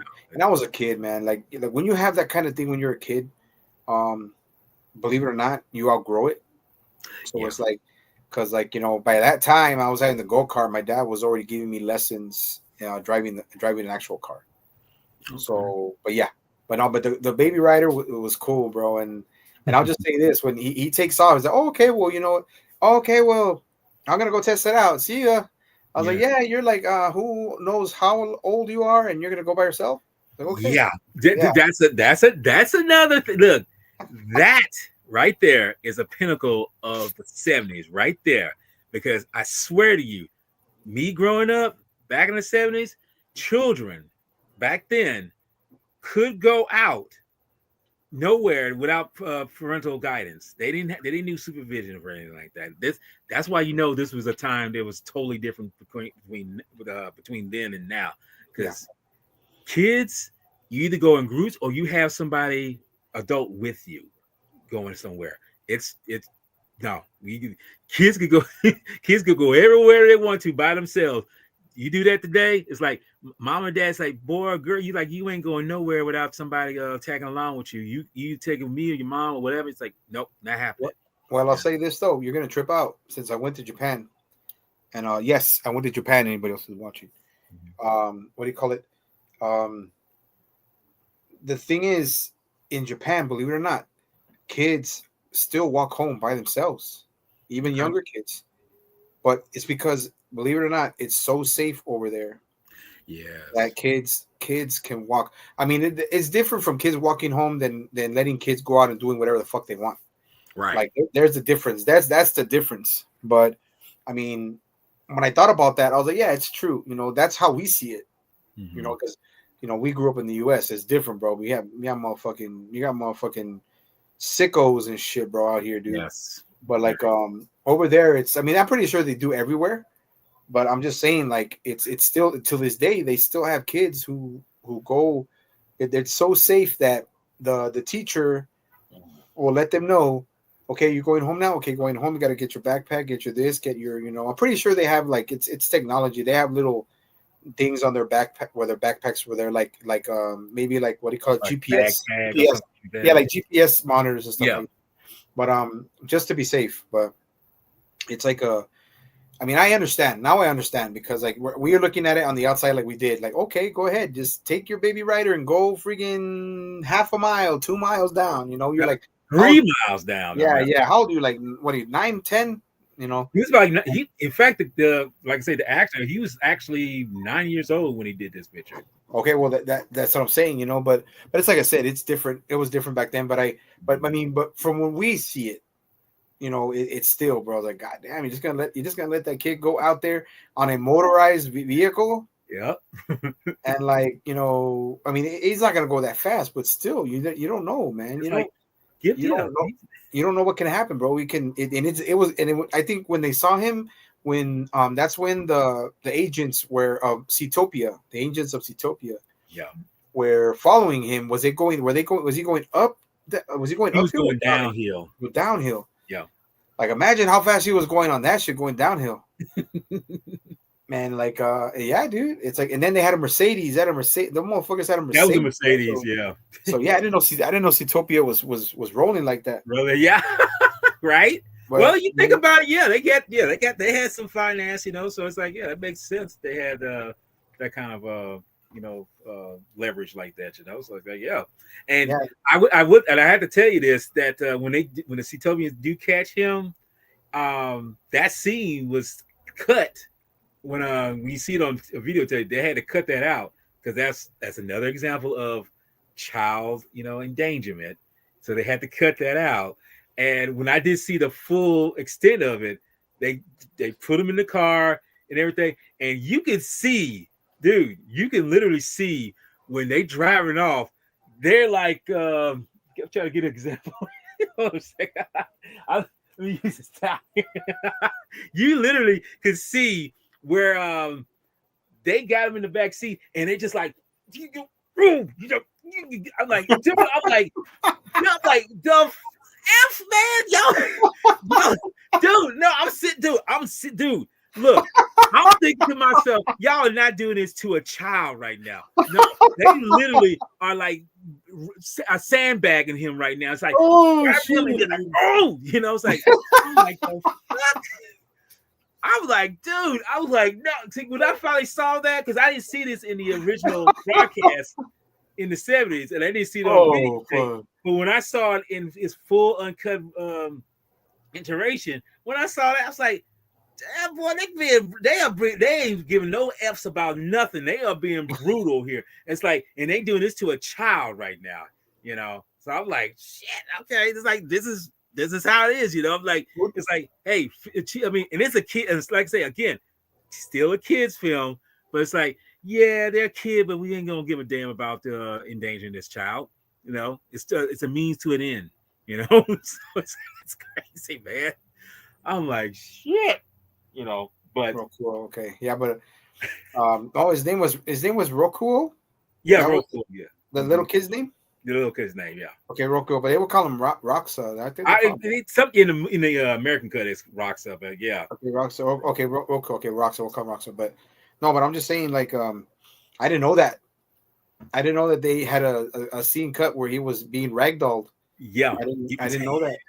I didn't know that. Remember those I had a back then when I was a kid. I had this thing called Crash Test Dummy. Yeah, and that you slam that shit, fucking arms and legs fly off, bro. Fly off and everything. That's probably what they were doing to him, bro. That's why they had to cut it out. Like, but to me, it seems like, oh my god. I mean, and like I say, this is the Japanese. I mean, what's Japanese regardless? But I can see why in America they didn't show that. But I'm surprised that the Japanese had the cojones to film that and show that this is exactly what's going on. So if I look at the one from here, will it be on this one? Yeah, it'll be on that. For sure. Oh shit! No, it's on. No, it's on there, bro. I mean, that's what I'm saying. It's look. After a while, you realize, like, if they're going to preserve because when I saw the uncut version of it, it was on Sci-Fi channel. Back then it was called Sci-Fi. Not mentioning you, but Sci-Fi channel. And I saw the uncut version. You see the whole thing, and it was in widescreen. They showed every bit of, like, we mentioned about the breasts, we mentioned about that. When they showed that scene where they abducted him, bring him in the car, dude, when you watch it, like I said, when we get finished, watch that scene particularly, and just feel like, I mean, it's like, it's quick, and you feel like, okay, you're not going to really see nothing because it's seen at the back of the window, but dude, it's like, yeah, it's like, again, homeboys got him in the back, and it's like, it's like, okay, wow. All right.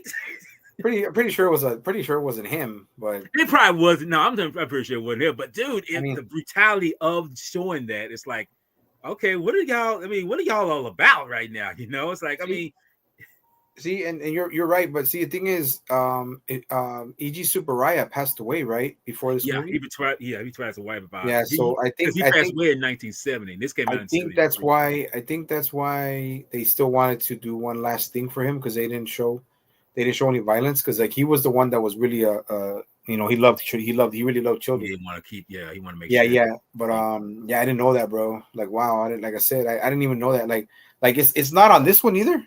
Is it on this one? Is it? No, it's on that one too.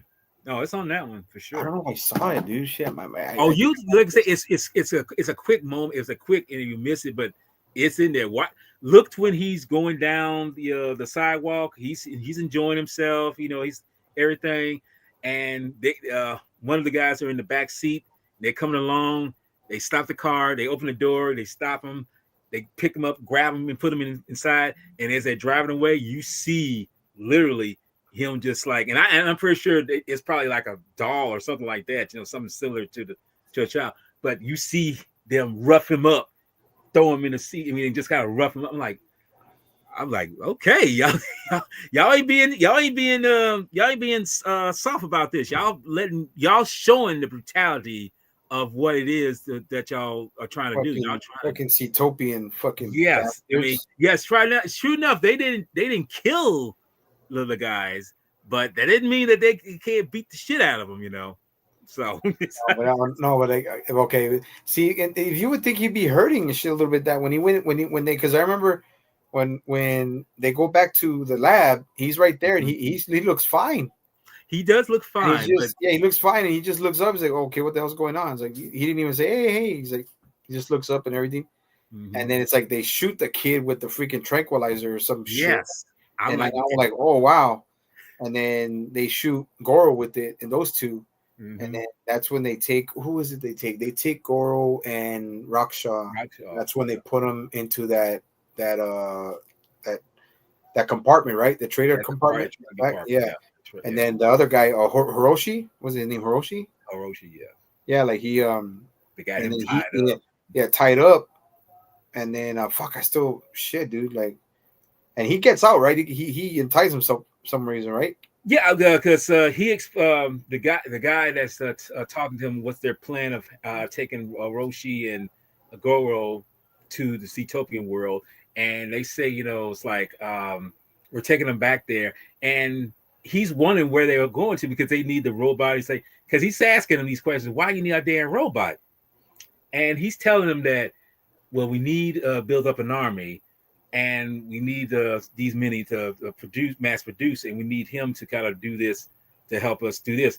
And this is the reason why he gets out, because he antagonized or, he said something to him, pretty much saying that, oh, really? Because even when I watched it, I was like, are you wrong about saying that? But then you think about it, it's like, if y'all are so advanced, why do you need? Because he even says like, why is still our damn robot? And he even says to him, it's like, and we don't have the time to invent them. So he said, and so Hershey pretty much says like, you guys are stupid. He's like, well, that means you're too dumb, Yeah. And he gets antagonized by him. He slaps him, and that gives him the ability to knock him down away from, and he breaks his chair and gets out of that restraints. So I remember that. I remember the dumb part. I remember that. But I was gonna say we should have just said might as well. So you guys are stupid. Yeah, but that's pretty much what he says to him. You pretty much are dumb. Your warped brain can invent something that is so simple that y'all can't do this, but y'all are stupid. Y'all pretty much are dumb. And then I remember that. And then but he still gets away. He just gets away. Mm-hmm. And he just gets away. And then wasn't that okay when he gets away? But when the whole scene was that before or after they were taken? That was before, right? They were taken. Oh, that was before they were. No, that was after they were taken. See, he was there. He's in the chair, and like I say, we cut back to, because believe it or not, when they got him tranquilized and everything, we see the character of the Seatopian, not king, but the ruler, or whatever you want to call him. Yeah. We see him, saying that get the robot set up to guide Megalon, because Megalon's about to come up and do what he's got to do. So he, this is like after where he breaks out, and they, like I say, they're on the truck, they're heading to wherever the hole is going to be, because it's going back to that empty lake bed. That's where they're going to. Yeah. So that's where it's heading to. So this is after they've been put on the truck in that container, and they're and that was before, because when Megalon breaks out, he's still kind of like figuring out where he's at, and and all that, and like still confused and still Yeah. like just being erratic because they don't have true control of Megalon.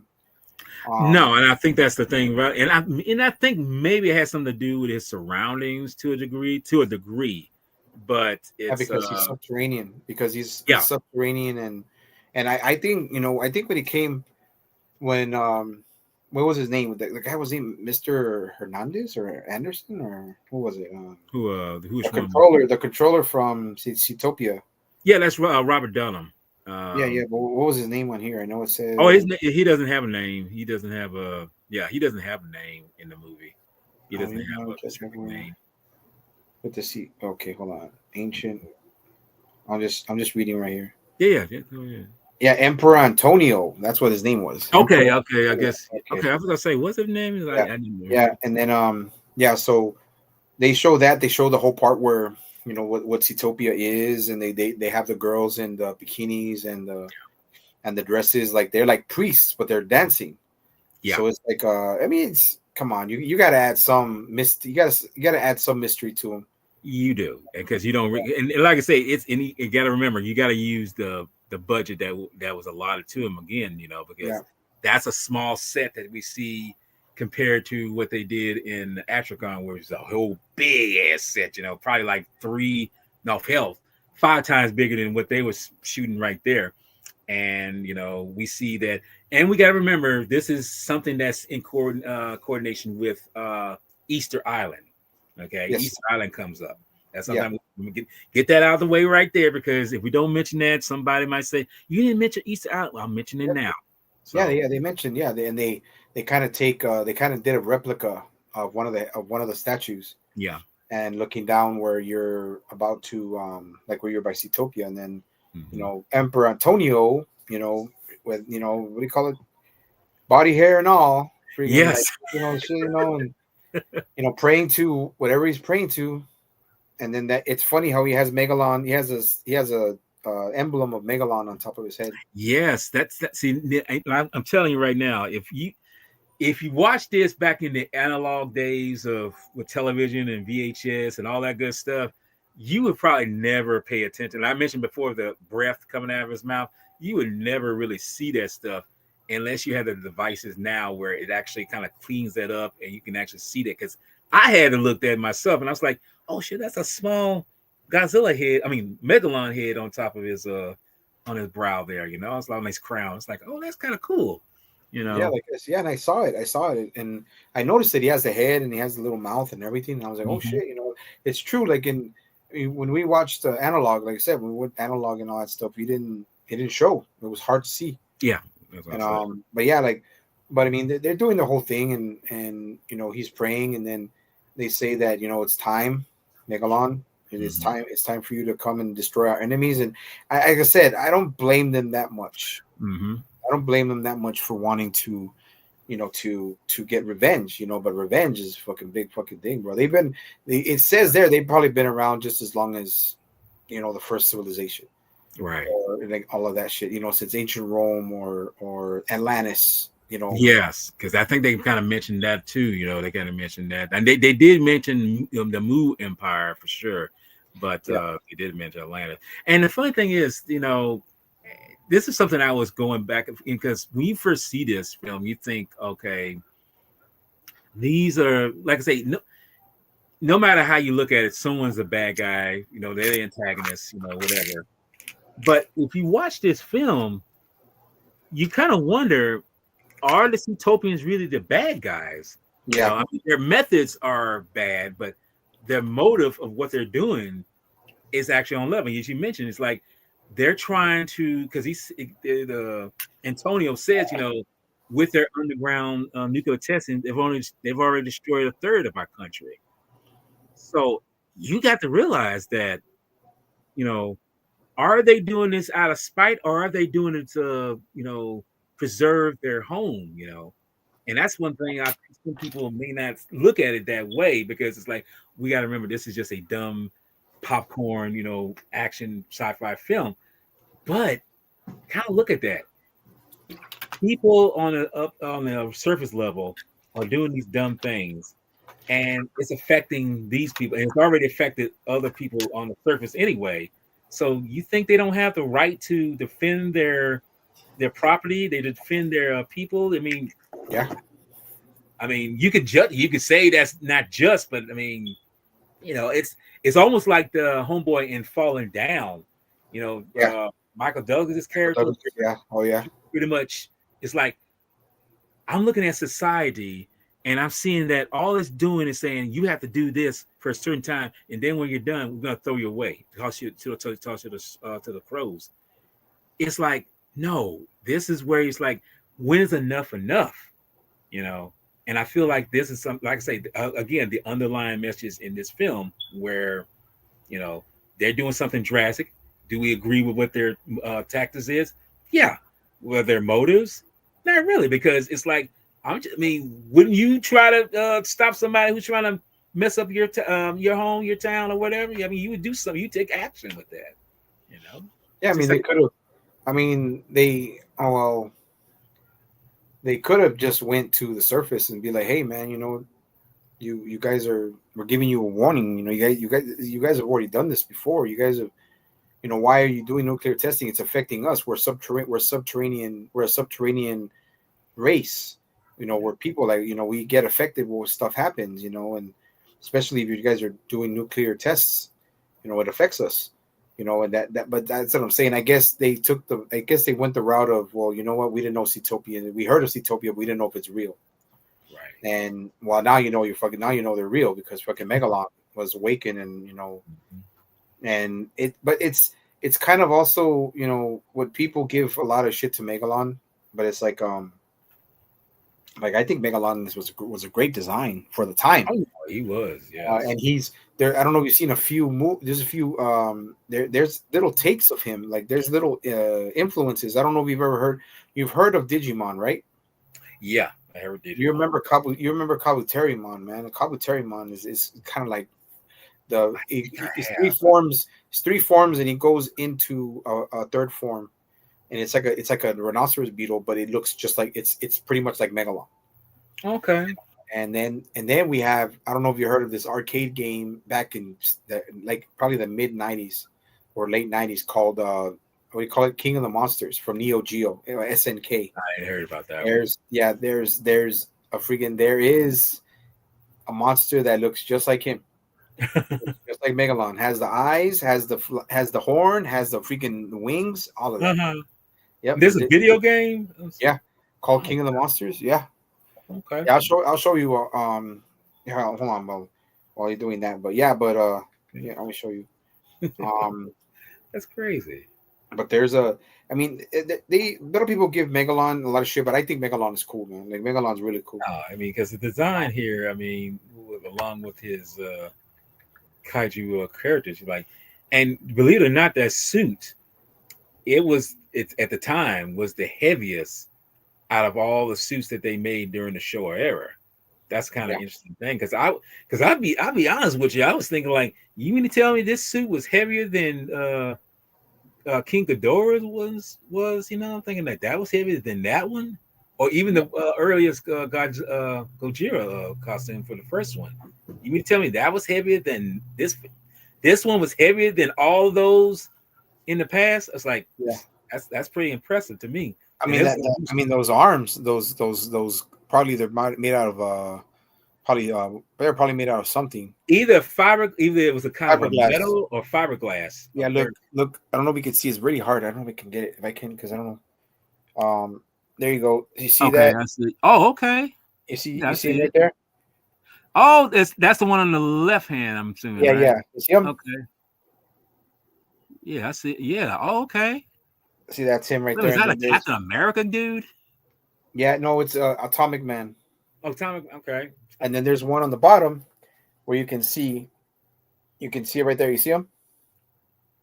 Okay. Yeah, I see him. Oh, damn.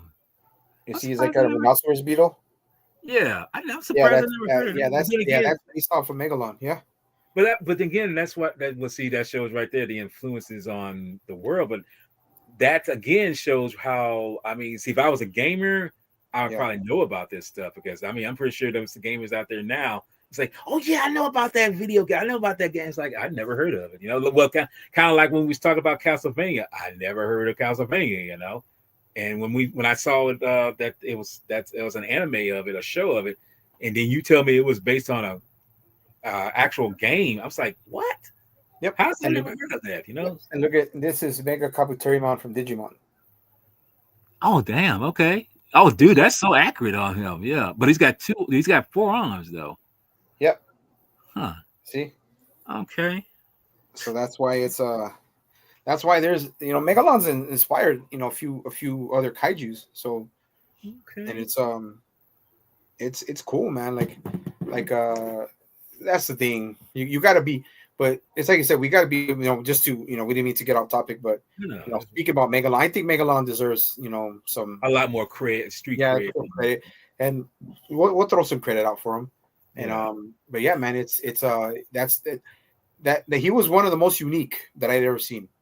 Yeah, and he was. He still like is. I said, like he's I mean, there you got his fans. Every kaiju in the Godzilla Showa era and the Godzilla Toho universe has a fan base.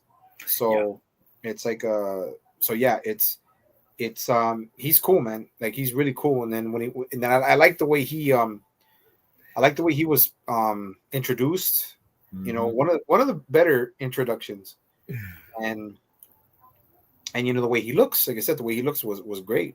His powers, pretty cool. The napalm grenades and we call it on the the lightning out of his horn. I mean, not as powerful. I don't think as powerful as Ghidorah's gravity beams. Yeah, but still something that's, you don't want to get hit by. No, because it's well, you see how he gets hit, how he hits Jet Jaguar later on, but I mean it's that powerful, It's and I like the way he looks, man. I like the way he was presented. I like the way he was came out. And I mean the whole part of the Seatopia was could have done a little bit more work, but I mean, like I said, budget's a budgets, time constraints. We all know how that shit goes.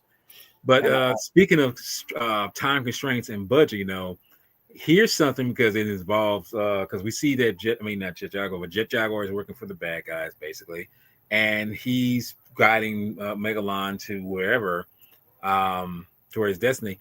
We see that we encountered him with a set piece that I find still to this day probably the most breathtaking or just most amazing effect here, where Megalon comes in contact with the dam that you actually see in Mothra, which is interesting. It's the same dam, but they got only one tower, lookout tower on the top of it. But this was the set piece for the film, and this is I'm gonna be honest with you. I think this is the set piece here that got me invested in the movie to begin with, because when I saw it as a kid, it looked so real. Because when you see him burst through the top part and water coming out and everything, when you're an adult now, you can kind of tell the little trickery and everything. You can tell it's like, well, because you see the concrete kind of floating down the river, and it's like concrete doesn't float. It won't float if it's that heavy, but you already know. Yeah, suspension of disbelief. But it was still so realistic. And this was their biggest. This is where the money really went to in terms of amount of miniature effects, because you can see the guys, hooking up the guy in the suit, for where he's gonna, pretty much fall out and everything. And here onto the left, onto the right, you see him, the suit actor standing there, where he's gonna pretty much, do what he's gonna do with the truck, which we're going to get to in a minute, where he's about to do what he's about to do in terms of doing his chaos mode, he's just causing death and destruction and whatever. So we mentioned about, Herschel, he's got to lose. We mentioned that, and I think we should mention that before. This is the thing. We see a lot of human interaction here with the boys and doing whatever. And it's funny that this is something that I think this movie kind of inspired future films in terms of like the Monsterverse, because if you look at especially the last MonsterVerse film, which is Godzilla X Kong, the New Empire. Majority of the 30-minute lot, you got your human interaction, but the majority of the kaiju action is predominantly just that. It's just that. And here, like I said, we will get to. It's pretty much the tail end of the story. It's like nothing but kaiju action. But like I say, I'm jumping ahead. Where we see the moments where we see the human action, where Harushi is running away from some Syntopian agents. He's running away from them. We see that they're driving down these steps that are small enough to handle these cars. They're so small and everything. Yeah, we see a lot of we actually see a lot of good stunt work in this moment.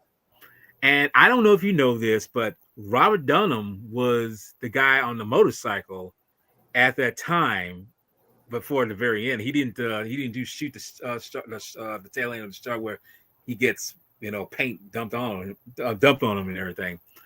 He was the motorcycle rider for that scene. I don't know if you know this, but this is the moment where I was talking about before, where you see them driving around and everything. This is where you see like no amount of people around. I mean, I know there's one spot where he gets stopped on the road because he knows he's being chased. He knows he's being followed. And this is another moment. If you blink and miss it, you will miss it. He backs up, and backs up and gets away from these guys. And if you look in the very back background where the barrier is, there's like a mother and her child walking in the very background, just a little bit background back there. And I'm just like, I was like, that's all the people that's walking around here. I mean, you mean to tell me all this shit is going on and it's like no amount of people are around here, So I was like, what the fuck, So where are all these people at? So he's getting them chased. He's running, not running them down, but losing them. He's trying to find the container and everything. And Roxas and Goro managed to get out of their strengths, and they're just rocking back and forth in the truck. So, and I should mention this: the one of the Syntopian agents, got these guys at gunpoint. Said they hear about Megalon rising to the top. They doing this, and he said, we should just dump this tray and just dump the container and forget about this. Like, no, take it to the lake bed and everything. That's when he said, "Oh, the hell with you!" And then he pulls the gun out on him. It's like, yeah, you're gonna do what I'm gonna say. I'm gonna pop your ass. So, titties. Yes, this I was gonna say. We see the titties in the back. I mean, because we don't see before. It's boobies. Give me boobies. I'm like, oh my god, because I was like, dude, I was kind of surprised when I saw that. I was like, damn, they actually got that in there, But anyway, we see that during the time where and this is where stock footage Villa comes into play. We see all these things from War of the Gargantuans, of course, attack of Destroy All Monsters, but everything is coming into play. But while this is happening, which leads to them going to the dam, we see that the guy, because there's two guys in the truck with the Syntopian agent, and we see that they say, well, they got a gun. He got a gun on us. We're going to try to see if we can get rid of him. So one of the guys taps the driver and say, tap you, and then he starts swerving around and around. They get the better of him. They knock him out. And this is another scene, believe it or not, was cut out the primary, the original. When I say the original, the American cut, they throw him out, and he's his landing outside off the cliff and everything, it's pretty rough. If you watch it, dude, it's rough. Him going out and he's landing on everything. I was just like, damn, dude, he dead. He He did. did. Yeah, he did. He did. He He did. did. Sure. So, okay, while all this is happening, the guys take the container to the dam. Okay, so we're already seeing that Megalon is broken through, and because the guys see and hear about it, and everything. So, yeah, and yeah, he only knows, you know. but but no, they back the container up so they can dump it into the river, and they bust out and whatever, and this is when Horishi comes up, and he says, help me get the flatbed down so I can get my friends out. He said, just get us out of here, and they pretty much punch him in the gut and say, the hell with you, we're not going to do all this, we're going to get the hell out of here. So he's left to his own devices to try to get his friends out. And Megalon, he's stepping up. He's Curious. curious. Exactly. He's kind of curious about this truck. He's like, what is this? This looks interesting. And he's kind of clapping his hands. Whatever. So this is where your suspicion of belief really has to go out the window. We already see that the flatbed is kind of tilting up. It's about to fall. The container is about to fall off. So when Roxanne hits a certain switch or hits the brake or whatever, it moves the container more. And by accident, Megalon hits the damn container and it goes flying over the hill. And it's like, this is where you have to realize something. How are they not dead? That's it. That's what yes. How you not dead? This is what I don't give a look. I don't give a F about, I don't give a flying fuck about anything. Yeah, it's in a movie. Look, inertia, gravity, the mathematics don't add, the math doesn't math up. You're in a metal box. You're flying in terms of, certain velocity and everything. You hit the ground. It's not that high off the ground. It's not that high off the ground when you hit, but there's still enough impact. You hit the ground, they fall out. How y'all not fucking dead? Y'all flesh and bone, dude.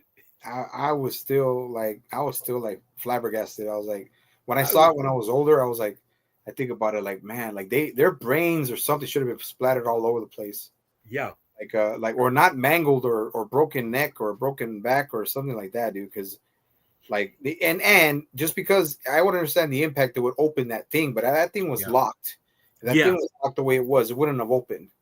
Mm-hmm. So that would even make it worse for for Raksha and Goro in there. So I'm like, yeah, dude, it is suspension of disbelief. You turn your brain off, man. It's still a bit of a family oriented children's film. So okay, maybe it was padded inside. I don't know. It didn't look padded. You can say it was. I mean, because look, Goro even was wondering where they were, and he slams his feet on the bottom. And you say, and you hear that ding. It's like, yeah, that's a very hard padded floor. Maybe maybe underneath that metal was a little bit of cushioning in terms of giving them that extra absorption and when they hit the ground. I don't know. I mean, as you say, you have to switch your brain off to accept and see. I'm gonna tell you that right now. I am that person. I am that mofo that truly does this with certain films, that does just the most fantastic of fantastic in films. I have to turn my brain off, but I can't help but just think, wouldn't this not happen? I mean, the science would not work here. The effect of how this works in terms of the velocity, inertia. It's like, no, I don't think so. But that's why you say you have to turn your brain off, because there ain't no way these two would have survived this. You just wouldn't. It's a Godzilla movie, man. So it's like, and it's sci-fi, and it's come on, bro. We've seen other fucking weird shit in other movies, American movies, or how the fuck are they alive? Yeah, it's like so. But it's like you said, it's a science fiction movie. It has a good how can I say it? it's you just turn people watch this shit people watch this movie for the fucking for the monsters, bro. They don't watch it for the humans, Yeah. you know. Yeah, but yeah, it is it flawed? Very flawed. Is it Oh, flawed? Yeah. Is it maybe among true Godzilla fans not their favorite? Probably. I yeah. mean, I think true Godzilla fans don't dislike or hate these films. I just think they just least favorites. Yeah. And but it's still like I said, it's still, dude, so many things, bro. How that dude rolling down the freaking thing, bro. He did. Yeah. And then how the hell was Raksha not freaking bruised and all when he was thrown around and tossed around like a rag doll. Mm-hmm. It's like you know that's what I'm saying, man. It's and then Goro, like when Goro hit his head in one of the scenes when they're in the container, how he hit his head, how he's not knocked the fuck out. Yeah. So yeah, dude, there's a bunch of shit, dude. How they forgot to take down the pornography in the fucking truck. I'm like, come on, You know man. what I'm saying? You Yeah, gotta and know. there was probably looked like there was a wobbling dildo. So it's like, you know what I'm Thankfully, saying? that wasn't. Yeah, but yeah. Yeah. So but that's what I'm saying. I mean, that's what obviously happens when you rush and you have time constraints on a film, probably. Yeah. I was about to say, you And got but those. is it fun? It's fucking fun, dude. It's Oh, yeah. it's it's fun. Pro wrestling kaiju shit. Yes. Like That's exactly. That's yes. and then like you said, back to it. My fucking back, dude. Okay. That's what I was gonna say. I Um was gonna say we'll try to, no, no, I'll be good. I'll be good. But now what do you call it? I'll just mention this real quick. I'll get back to where you left off. That Mhm. he smacks the shit out the freaking container, bro. They're alive for some strange will of God. Yeah. Uh, they finally Hiroshi gets to them, and they're like, oh, well, you know what? What happened with this? There's always a contingency plan. Mm-hmm. They catch Goro they go to the military. I think they go to the military because they find Yeah. out Megalon's going through the rampage finally, Mm-hmm. and then they a lot of more stock footage of Ghidorah the three-headed monster. So and then uh, they need a plan because one of the Cetopians still using the controls from their apartment or their home, the lab. Mm-hmm. And we're at the part now where, okay, what are they going to do? Now they go to, I think it's Raksha and Hiroshi to go look for something, right? Mm-hmm. And then they find the remote control plane. Man, but I always wanted, like when I was a kid, I'll mention this, man. When I was a kid, I always wanted a remote control submarine or a remote control plane. Okay. But I always wanted the submarine first. Why the submarine? Because Pee Wee's Playhouse. That's why. I Ah, mean, okay. Oh, it was no, a no, big, Pee Wee's big Big adventure. Adventure. Pee Wee's Big Adventure. Okay. Remote control fucking submarine. Come on, dude. Wouldn't that be cool? That But would. anyway, they find the ultimate distraction. And am I speeding up or am I right on the track? Now you're right on the track now because Okay, it's okay. like because we So we got we already got the rescue and everything. Yeah, yeah, yeah. And then Megalon on the rampage, stock footage, and more stock footage. Okay, so and then they were going back to the apartment, and then I don't know how they do it. Somebody rang the doorbell, whatever. I don't know how fucking quick they were able to get downstairs that fucking fast. Mm-hmm. Did they ring? They rang something, right? No, they didn't. No, they never rung the. They see. Remember, there's a surveillance camera out Yeah, they there. threw it. They threw it. Yeah, they messed it up. I remember. Yeah, okay, Yeah, they messed it and up. they got his and And they got then him. Yeah. and then Cetopian curly hair guy comes out with a gun, whatever, and then that's when he's looking, and then boom, freaking Rockstar uses the freaking remote control airplane right in the dome, bro, bleeding and everything. Dude, right in the face. Shit. That's the only blood they show in the film. Yeah. And he's whacked hard, bro. He's whacked, and then they get in there, and it's weird how he's still able to overpower them. And here we go again, Rockstar going for the leg, bro. He's going for the leg. He's going for the Mm-hmm. freaking leg, man. And again, he gets freaking kneed, and Yeah. they both do, and they finally manage to hurt him, knock him out, whatever. Mm-hmm. And then that's when what's his name comes in. Goro comes, Yeah. and now they have that. They got rid of that, and then they say, well, you know what? Megalon's coming closer. He's going to destroy this whole part. So we better fucking leave. They try to take the motherfucker with them. They try to save his ass. He's like, fuck this. I don't want to go. Fuck y'all. Fuck y'all. He's like, I'll stay here. And so they go. They leave. They go whatever. And then the contingency was, okay, remember, if Jet Jaguar is not being controlled by this Ethiopian from the computer, now he can be what do you call it? Goro came up with a contingency where he has he built a transmitter where he can talk with Jet Jaguar and communicate with him and give him orders.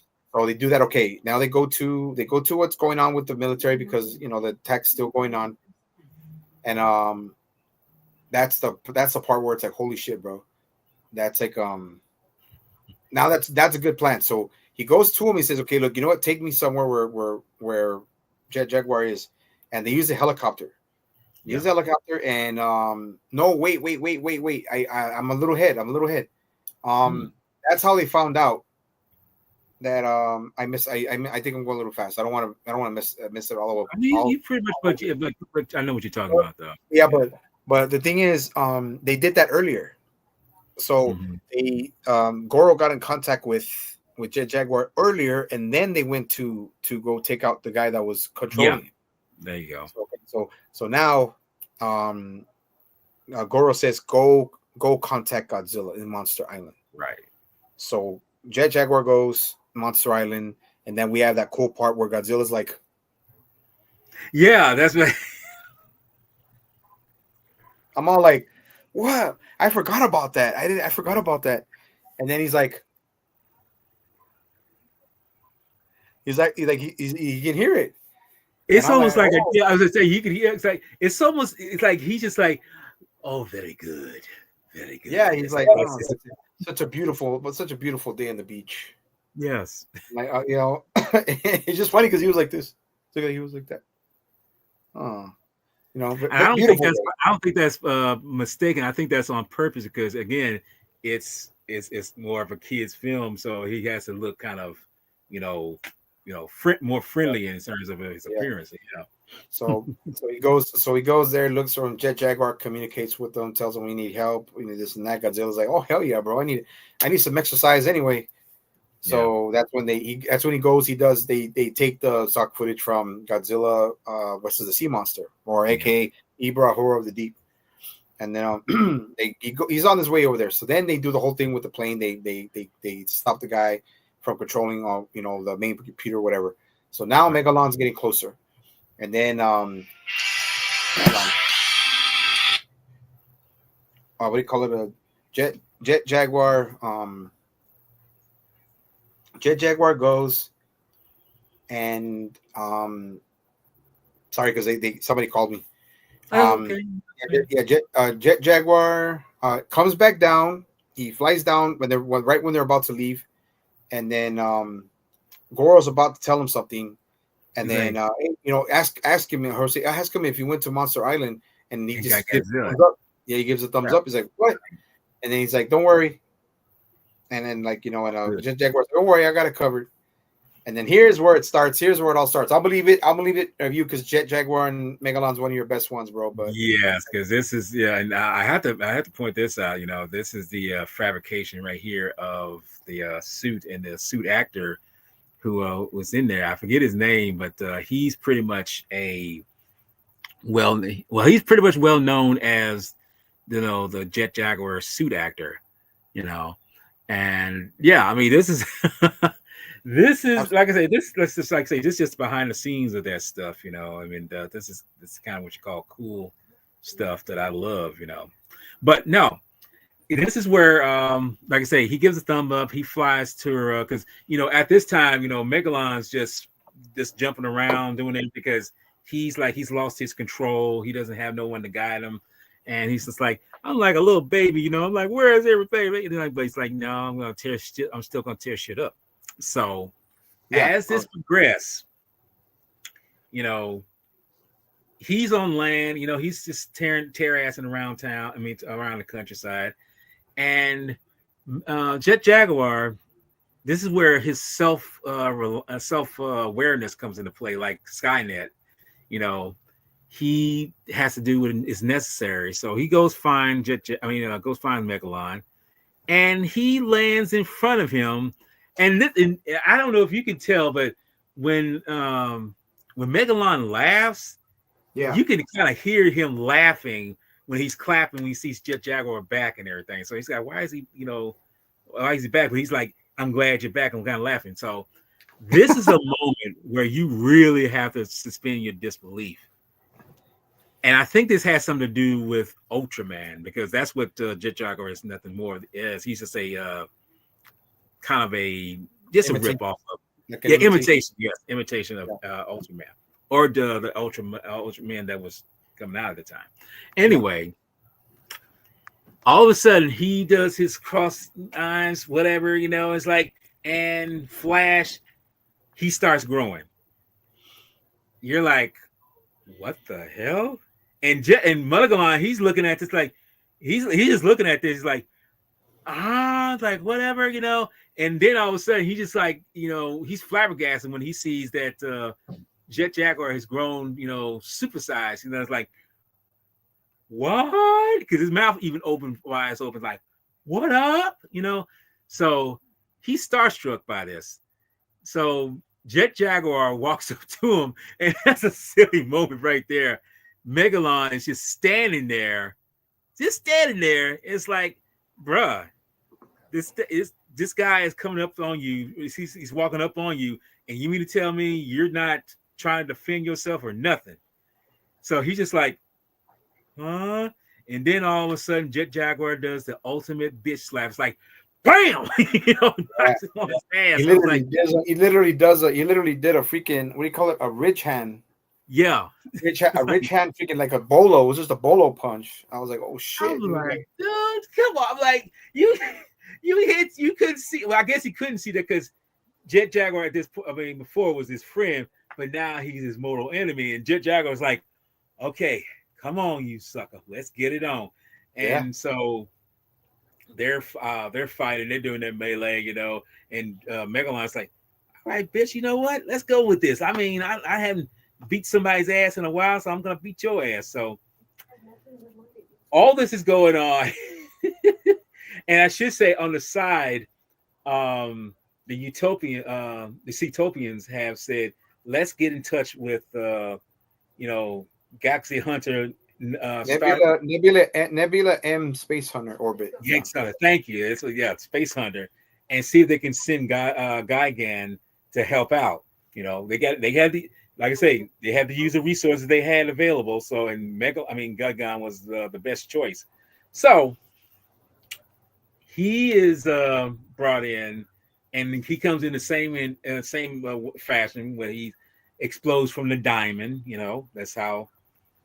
Good entrance. It was better in Gigan. But anyway, he's still fighting Megalon, and while this is happening, the main cast, they roll up on him because Goro was saying, it's like, you sure you want to, Horoshi asked, like, you sure you want to go there? It could be damn dangerous. But he said, well, I built that robot myself. I'm responsible for him. And he said, so you're like a father. That's very touching. It's like, dude, get the hell out of here with that. Yeah, your AI self-aware, Jet Jaguar hopefully doesn't go crazy. Mm. But I'll just add this. Yeah, it's a good point. And for the record, if anybody who's watching who's also a Tokusatsu a Tokusatsu fan, I don't dislike Ultraman. I'm just not really into Ultraman. Mm-hmm. So, but he's cool. Don't get me wrong, he's cool. I have the first season of the original Ultraman, but I saw Jet Jaguar first. Yeah, and Jet Jaguar is always to me gonna be. I'm always gonna consider Jet Jaguar. I think to me, he's always going to be. To me, I like him more than Ultraman. And let's and I see. have and I have it's not only because he's the first type of I don't know, I didn't even know who the hell Ultraman was, dude, until later. Me, So yeah. so when I saw Jet Jaguar, I was like, oh, that's one of the coolest robots I've ever seen in my life, and always has been, always one of the first robots I've ever seen. Right. And back then it was Transor Z, it was Voltron, and then Or was it? What was Gobies. that one? Red. Yeah, I can't even say it. Red robot or the cat. I mean, Mighty, not Mighty Jack. It was something else. I'm trying to remember what the hell that Yeah, was. there's Transor Z. There's Transor Z, which was Oh, yeah. Manzing. What was it? Zone Fighter. That's what the one I'm trying Yeah, to think Zone Fighter. of. And then there was a Zone Fighter Transor Z, which was Manzinger Z in the Japanese, and in America they had to change shit, call it Transor Z. And then we had Ultron, which is something else. So it was called something else in Japanese. I think it was something Gold Lion, something like that. I don't know. But yeah, it's well, I saw him, and I saw him, and I saw Jet Jaguar, dude, and I was like, that's one. If it's a kaiju, he's to me gonna always be better. Like I said, I like Jet Jaguar better than Mecha Godzilla. Oh yeah, I mean that's what I'm saying. Me too. I Yeah, mean, and I think if they gave Jet Jaguar a few more weapons, he'd be able to take Mecha Godzilla. well, I think so. I mean, I mean, true enough. He's got the agility and everything that the Mega Godzilla doesn't have. But at the same time, that's it's I think that's another thing. With the constraints they had with money wise, they can only do so much with him. He can only fly. He can karate kick. He can grow to certain kaiju size. But yeah, I think he could have. But that's what I wanted to say, because, like I said, I know he's one of your favorites too, and Yeah. and I really like Jet Jaguar, bro. I will take Jet Jaguar over Ultraman, and that's Mhm. not being disrespectful. That's not being. It's not. It's not. I'm not saying that Jet Jaguar is better than Ultraman, because we all know Ultraman is very, very, very popular, Right. and is an icon too. He's an Yeah, icon. he's very big. Ultraman is an icon. But I Yes, mean, because yeah, go. I'm yeah, sorry. but Go ahead. oh, no, but so is Jet Jaguar, man. He's only been in now. He's only been in one, two. He's been in two video games. He was in Godzilla Save the Earth, and he was in Godzilla Unleashed, and then he came out in those short films where he fought Godzilla, and He then fought Godzilla, but he fought alongside of him too, and he yeah, he was in, fought and he was, yeah. and if we want to be technical, he was in that anime Singular Point, which was a jacked Oh up version man, of him. I'm man, like, I didn't mind Jet Jaguar being the protagonist. I didn't mind that, but the way he looked I was like, man, dude. I mean, at least make him look a little bit better. But I'm glad they slowly, advanced him. yeah, But it was, but yeah, it wasn't. Man, the singular point is, I will say that it was better than the fucking Polygon. That's for damn fucking sure. that's what But I heard because I but never saw the Polygon films, but I and mean, you don't need to. You don't need to. thing. I did that for you, man. I took one for the team. Thank you. You took one for the team. Yeah, but I mean, but like singular point, like it was cool. Like there was parts of it I really did like, and Gearus looked Yeah. fucking amazing, dude. Oh, and And Gears looked like a badass. man, Yeah. he looked amazing, dude. And then Jet Jaguar's slow progression was cool. I mean, I like this. I liked the nostalgic aspect of it. Mm-hmm. But hell no, dude, this is the one and only Jet Jaguar. This version, dude, in this film. He's a true dying of beard version of it, and I think that's the way. And I'm glad that they stuck to the original design for that the short films. Like thank God. I mean, I'm thinking if they would have they did a spin-off of Jet Jaguar after a few years after that, I think it would have been cool. Well, you got to remember, you probably know this, but this was supposed to be Jet Jaguar's film debut, and in terms of him, it was supposed to be a standalone film. It wasn't supposed to have no Godzilla in this, Okay. But since Godzilla was more well known, and Jet Jaguar was just coming out of the womb. It's like, well, we got to throw something in there where people will recognize, to go see it, and well, put two and two together. Well, we got this, and it worked. Just it's unfortunate that he didn't get his own spinoff, but I seem like he should have. But yeah, you take what you can get. Now, who knows now, man? I mean, now Japan could, they know they can do it because they have a strong fan base for Godzilla over there too. Yeah. So it's like they -1, bro, fucking -1. Mm-hmm. But like I said, we'll get back to that. We'll get to that towards the end because my back is really bothering me. Yeah, and I'm gonna say because we're pretty much in the tail end of things. Yeah, we're almost done. But the fight, though. Go back to the fight, and then I'll take a little bit after that. Man. Yeah, the fight in here is pretty. Like I say, it's long. It's a long one because it takes up majority of the film. And like I say, they call on the like I say, the Cetobians call on Gigan, and we see the introduction of Gigan coming in here, and this is just a moment right here where he flies in, and also where he flies in and he does his stick, and he communicates to Megalon, by slamming his claws. That's one thing I can say. They don't talk with verbal, tones, even though they kind of do. They kind of more do it in a sign language kind of motif, because I feel like that's more effective because you see it and it's like that's what we're doing, which is kind of real in animal life anyway. Yeah. So it's like I say, they start fighting. We see that Gigan and Megalon double team Jet Jaguar, and Godzilla ain't made it to land yet, but he's coming. They start roundhousing their ass. They try to do whatever. And this is the moment where I swear I said this when I first saw this. I was watching it with my brother, and Jet Jaguar tries to fly up, get away from him, and Megalon just napalm his ass out of the sky. He just like bam, And I kind of said to my brother, it's like, why are they being so mean to him? I was like, why are they being harsh? This is a 6-year-old asking this question. It's like, why are they being harsh to him? It's like, is he hurt? Is he damaged? He's like, it's like, I think back to that. It's like, this is why, when you have a mind of a child, you can think that. But as an adult, you realize like, well, he's getting hit, but he ain't out because he crashes down, and you hear Megalon. He's laughing and everything. So they beat him up, they kick him down, they kind of knock him out. But okay, getting around that, Godzilla arrives, and when he first arrives, he shakes Jet Jaguar's hand, and then this is where it's like, I love this moment.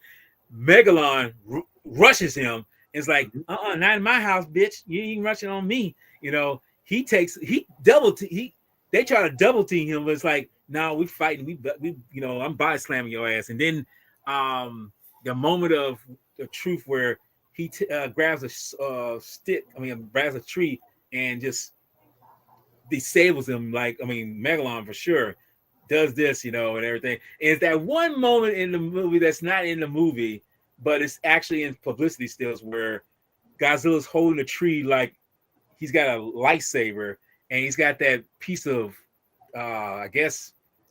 telephone pole in his mouth or whatever. It never made it into the film. I don't know why, but it should have made it into the film. But anyway, they're fighting, and you think you think they're out, but they're not. They slam Godzilla, and Megalon shoots a napalm bomb at Godzilla because he's knocked down. But you looked at. You notice that moment right there, because I'm trying to kind of get this over with. You notice that when he's laying down and that thing rolls over to his head, he's kind of like, with his hands and everything. It's like, dude, what the hell what did you think? Like you look like you're that invulnerable? Invulnerable? You're that vulnerable? It's like, dude, you can take this out. So we see that moment where he gets cut. Go ahead. Well, I'll just say this, like, you don't have to blitz through it, man. We'll get it through. Yeah. But like I said, there's parts that will both like you're talking about great parts, and I want to mention some too. Like he freaking beats the shit out of Gigan and Megalon at the same time, like you Right. said, and but like when freaking he's going towards he kicks freaking Megalon, fucking hey are you up, motherfucker? That's it, Right. that's it. And then he goes to Gigan, and Gigan just fucking Gigan like freaking what do you call it? Just sucker punches him. I can punch him. Yeah. Yeah. And he sucker punched him, and he caught it. I mean, he could have. I mean, come on, you fought Gigan before, Godzilla. I mean, you gotta know Gigan's freaking stealthy, and he's freaking what's that? He's cunning as fuck. Yeah. So you gotta be careful with that. And then that's when you mentioned the part where Megalon's not that stupid. People think he's stupid. He's not really. He's not that stupid. No, he's not. And I think he just had to get his bearings, and he started becoming more brutal. And then he throws the napalm bomb at Godzilla's head, and then Jaguar throws it right there. And then Gigan flies up, does the whole freaking stock footage from Godzilla versus Gigan and all that. And then I'll just mention this, like they're both fighting, like they're both going hand toe to toe, hand to hand, whatever. Mm-hmm. And then we get to a part where I just want to take this one because this is one of my favorite Yeah, parts. go ahead. Yeah. Godzilla's taking on Megalon, right? Mm-hmm. It's like it's Godzilla versus Megalon. And then Jet Jaguar versus Gigan. I don't know, like you, bro. How the hell did Gigan beat the dog shit out of freaking Jet Jaguar and put him in the fucking ground? Yes, that's something I don't understand. We all know Gigan's a badass, but holy shit, how do you do that? I mean, this picture right here to the right. I mean, he's getting him out of. I mean, got him out of the hole, and he's like, because you see him kicking him and kick. I mean, like really, like just doing it. I was like, the hell? It's like, how did you get him in? I mean, how did you get his size into the hole like you do? It's like I don't get it. It's because I just think to myself, man, like Gigan's no slouch, and he obviously found out the hard way. Because remember, this is Jaguar's first time becoming that big, and he's still learning. Yeah. He's still learning himself, I guess. I'm not trying to cover that much up. I'm not trying to be a fanboy of Gigan. I like Gigan, but I mean, I just figure like, holy shit, how the fuck did Gigan beat freaking Jet Jaguar so hard that he fucking put him into the fucking ground? Mm-hmm. I was like, holy shit, bro. Like I was like, damn, because he was kicking him in the freaking thing and everything. He was gonna rip his head off and all that shit. Yeah, because Godzilla's like, it's like, you let him go. He's like, I got him. It's like, I'm about to, it's like, okay. Damn. Yeah, and then Gigan forgets that Godzilla has atomic breath. Mm-hmm. And then that's the whole point. That's what I wanted to mention, man. And this is where we have, okay, well, you can continue from there, man. That we're almost done. You can continue. Yeah, I mean, this is the famous scene of fire here, where the ring of fire, the ring of fire. In a ring of dude, this is why I say you really have to get your suspension of disbelief. This is why this is made for kids, because kids be like, the ring of fire, the ring of fire. So they Johnny Cash. They should have played Johnny Cash. Yep. Yeah. Sorry, bro. But why but no, when you see him shooting napalm, I mean, fire builds up around him. Gigan gets out of there, and I'm like, Godzilla, is Jet Jaguar that damn heavy? You can't get him out of the damn hole, because he's like struggling to get him out. It's like he's trying to get him out. So, but he just got his ass beat too. He just got his ass beat and put into the fucking ground too, bro. I guess that would be the case too, But he finally gets him out of the damn hole. He gets him out, and they're walking away. And Megalon's like, "No, you don't. You ain't going nowhere." So he shoots multiple napalms at him, and it surrounds him. And then, like you say, the great ring of fire moment. This is like. Yeah, it's like y'all are not going nowhere, y'all. Y'all stuck your asses right there. And I guess, like I say, Jet Jaguar could have easily flown away. He could have. In fact, this is the thing right here. Both of them are very durable. They could have walked through this shit. You could walk through that shit. It's like you could easily walk through the fire, but like say we'll let that plot armor work, because there's a great shot where it's an aerial shot where you can see them like they got each other's back, and it's like we can't get out, and everything. And look, both Gigan and Megalon are just laughing their ass off. We see Gigan's like, and then Megalon does something that I've seen in multiple, not so much multiple, but few films at this time, where to insult someone, you lean back. He's patting his kiss my ass. Yeah, He's like, I'm like, you see, I didn't see this before when I saw it on VHS, but when I saw it in the widescreen, it's like he's literally patting this like this. It's like this motherfucker. He's like, you cocky assholes. Like it's like now you're being an ass. Okay, so Jet Jaguar says, like, bro, grab on my back. I'm about to lift your heavy ass out of here. So they lift up, and again, Megalon. Gigan, get your game up, man. You see them coming out of the fire. Y'all ain't paying attention. Y'all just paying attention to the all like, oh my God, Godzilla's flying again. This is the second time he's actually flying, but with some assistance. I was like, get your game up, dude. What the hell y'all doing? They land, and Godzilla starts to run their ass down his atomic breath, and it's like, now, know what you're gonna do now, you motherfuckers. So like they're saying, like the roaches with the lights coming on, they start to scatter, and Godzilla's just blasting their ass. It's like, yeah, now you want to run, now you want to go somewhere. So they doing all this, blasting them and everything. So the tail end of this is where Megalon, Godzilla's got Megalon, but Jet Jaguar's got Gigan, and they doing beat him up and everything. And this one shot right here, I gotta show, it's a behind the scenes part here, where to the left here, to the right, I mean, this is a moment where it's all miniature, where he's flying to knock Gigan out the sky, and he does that. Okay, so he hits him, he knocks him down, and like I say, that moment where guys, I don't know what the hell that run was. He speed runs towards Megalon, knocks him down. He starts firing back and forth at him, and he's like I say, he does what he does to him and everything.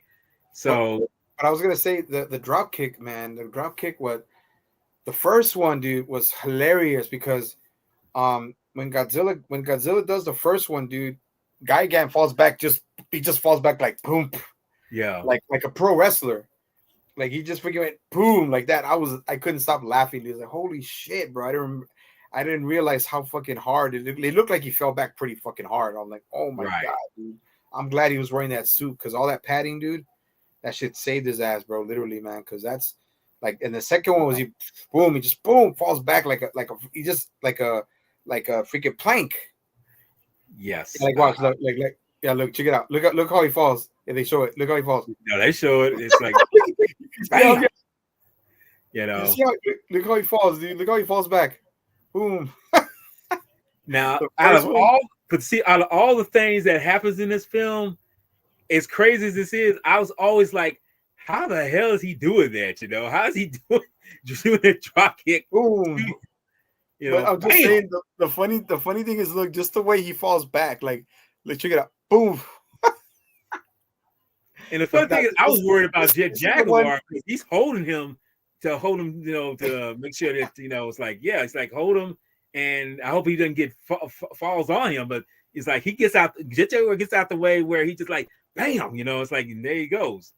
I was like, the hell, but like it's just it's funny, man. But like just the way he falls back. But obviously that was the suit they were just using to ram him with. Yeah, they weren't using they didn't have the suit actor at the time inside of it. Yeah, it's props. It's a lot of props, a lot of miniatures. But dude, that's it's as goofy as it is, bro. It is entertaining. Mm-hmm. It's fun. And yeah, we get to that point where freaking Jet Jaguar breaks freaking Gigan's arm. Yeah. I was like, oh shit. And then poor Gigan. This is one of the few times I felt sorry for Gigan. I was like, oh my God, dude, this is freaking, that's like fucking holy shit. And but I mean, it's like I said, like they beat him into submission. Gigan took off, freaking Run like a Megalon little went bitch. back in. But it was hilarious, dude. The way freaking the way freaking Godzilla was stop like slamming him and stuff like Yes, that. that too. Like he beat the shit. He already got the shit beat out of him. Dude, you got to keep doing that more. It's like okay. Well, And he it's like wanted to make sure he's sending a message to the Cetopians. Don't send your bitches up here trying to wreck shit up and thinking that somebody like me or Jet Jaguar ain't gonna rough you up, So yeah, and then Jet Jaguar was smart to do it, man, because Godzilla. Honestly, Godzilla couldn't be able to beat both of them by himself. yeah, Because we know Gigan can is cunning, and look what he did in the beginning. Freaking sucker punch Godzilla, and Godzilla got hurt. So it's like but then it goes back to that point where okay, they close all the exit points for Megalon, and then Gigan goes back to Nebula M Space Hunter, and then and then Godzilla and Jaguar. This is your moment because I know this is your favorite movie. So finish it off. Yes, but like I say, they do the famous handshake, and they shake, and Godzilla says, and they speaking, they say goodbye, blah blah, and this is the only time where you feel like, okay, this exit out everything for the film, but we see that Jet Jaguar shrinks back down to his original size, and he's back in like command mode. And Gora said, Jet Jaguar, let's go home. They go home. Yep. They go walk away. And he says, "Okay, let's go home." Yeah, let's do this. And pretty much, and like I say, we see that everything is pretty much wrapped up in a bow because it comes back to what we was mentioning before. What was all this about? Why did Centopian send Megalon in the first place? Why? Even because he was asking like, Horoshi says that we got into him. It's like, well, I guess he thought he realized his job was done. But as he says, he would do it again if it needs to. If he needs to rise up again and do something else, he will. And Hiroshi says, it's like, well, hopefully he doesn't, because we'll warn the scientists to be more cautious in the future and let Cetopia rest in peace. And that's the bottom line right there. It's like none of this had to happen if man was a little bit more cautious about his surroundings. It's kind of like what's his name in Liam Neeson in the Batman Begins, where he tells Batman, before he becomes Batman, it's like always recognize your surroundings, and that's what man should be doing with himself. Recognize your surroundings, because you don't know what you're going to affect, but to end this off where we're at, they're walking home, they're doing everything. And then we get the classic, which I have to say, one of my favorite songs, because it was the first one. I've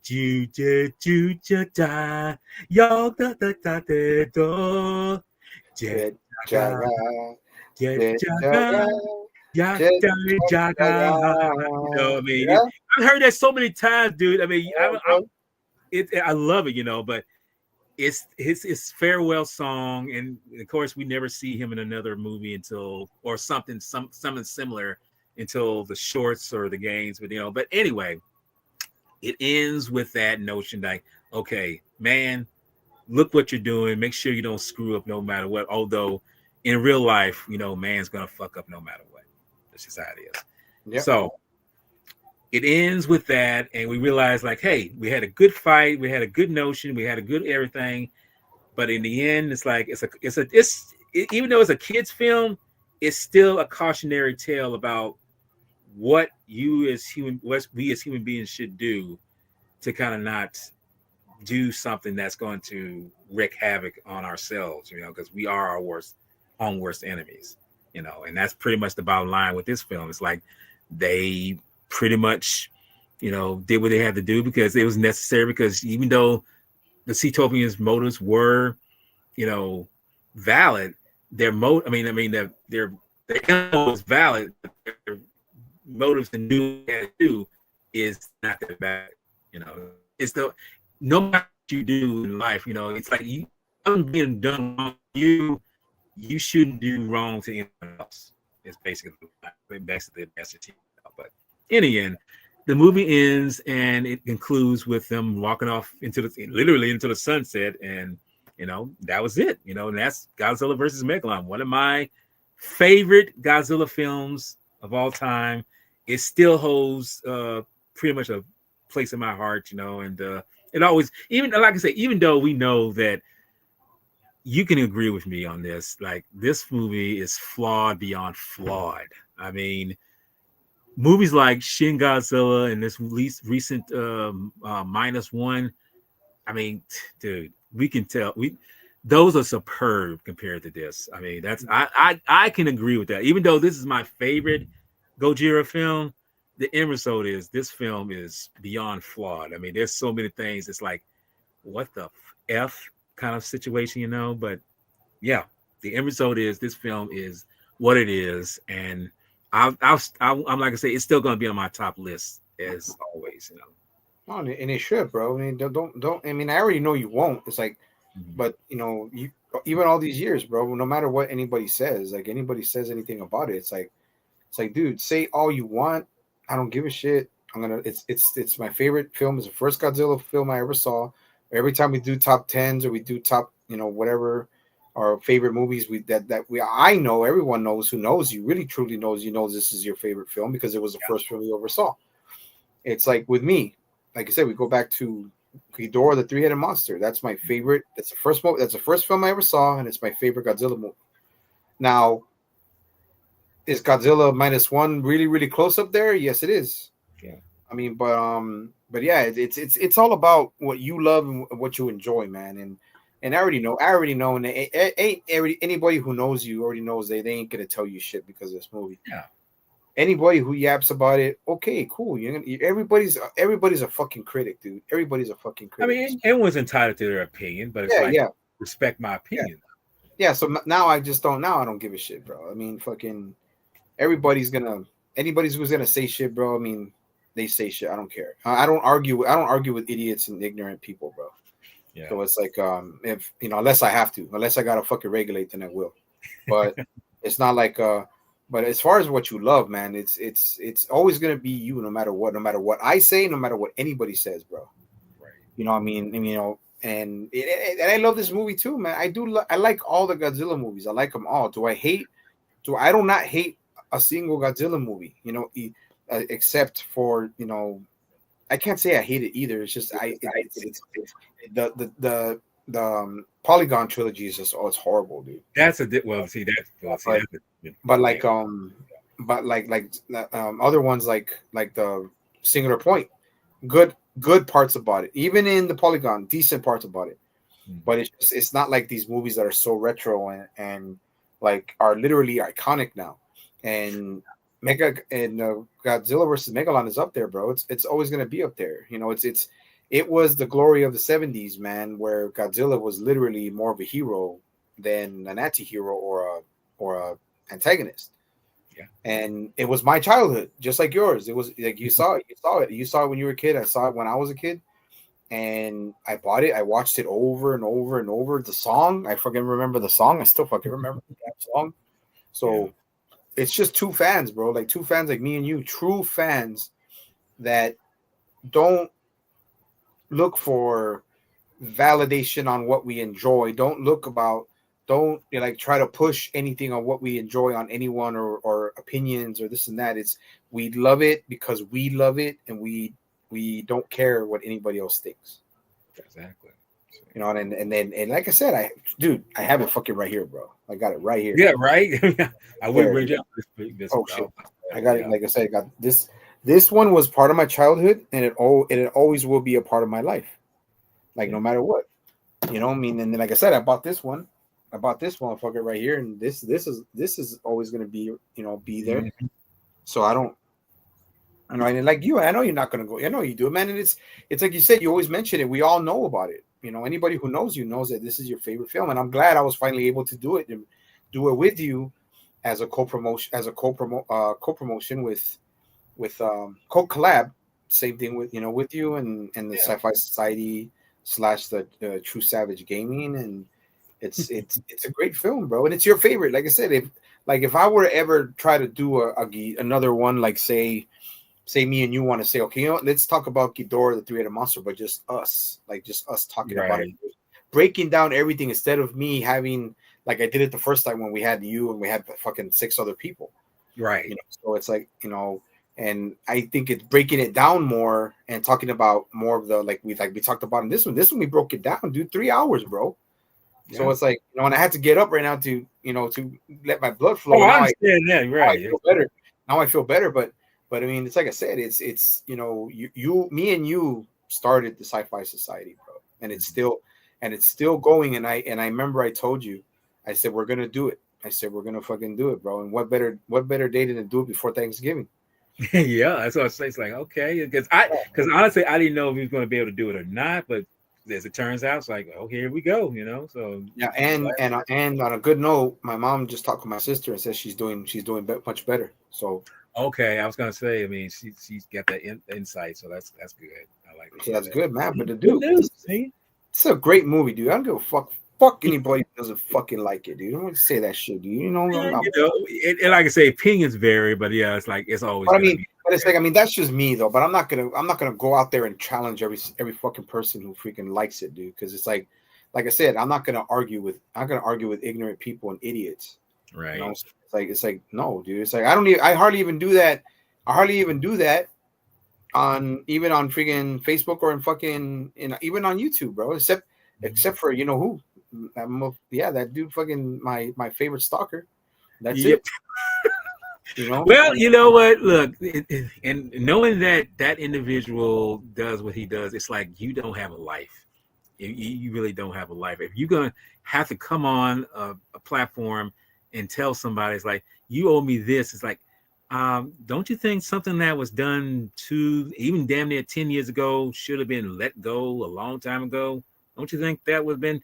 That shows right there. You have not evolved in terms of maturity or at least sense of like I can live because you let that lose you in a sense. If you don't do that shows right there that you haven't learned to live. And this movie, exactly an example of like, let me live to enjoy these kind of things.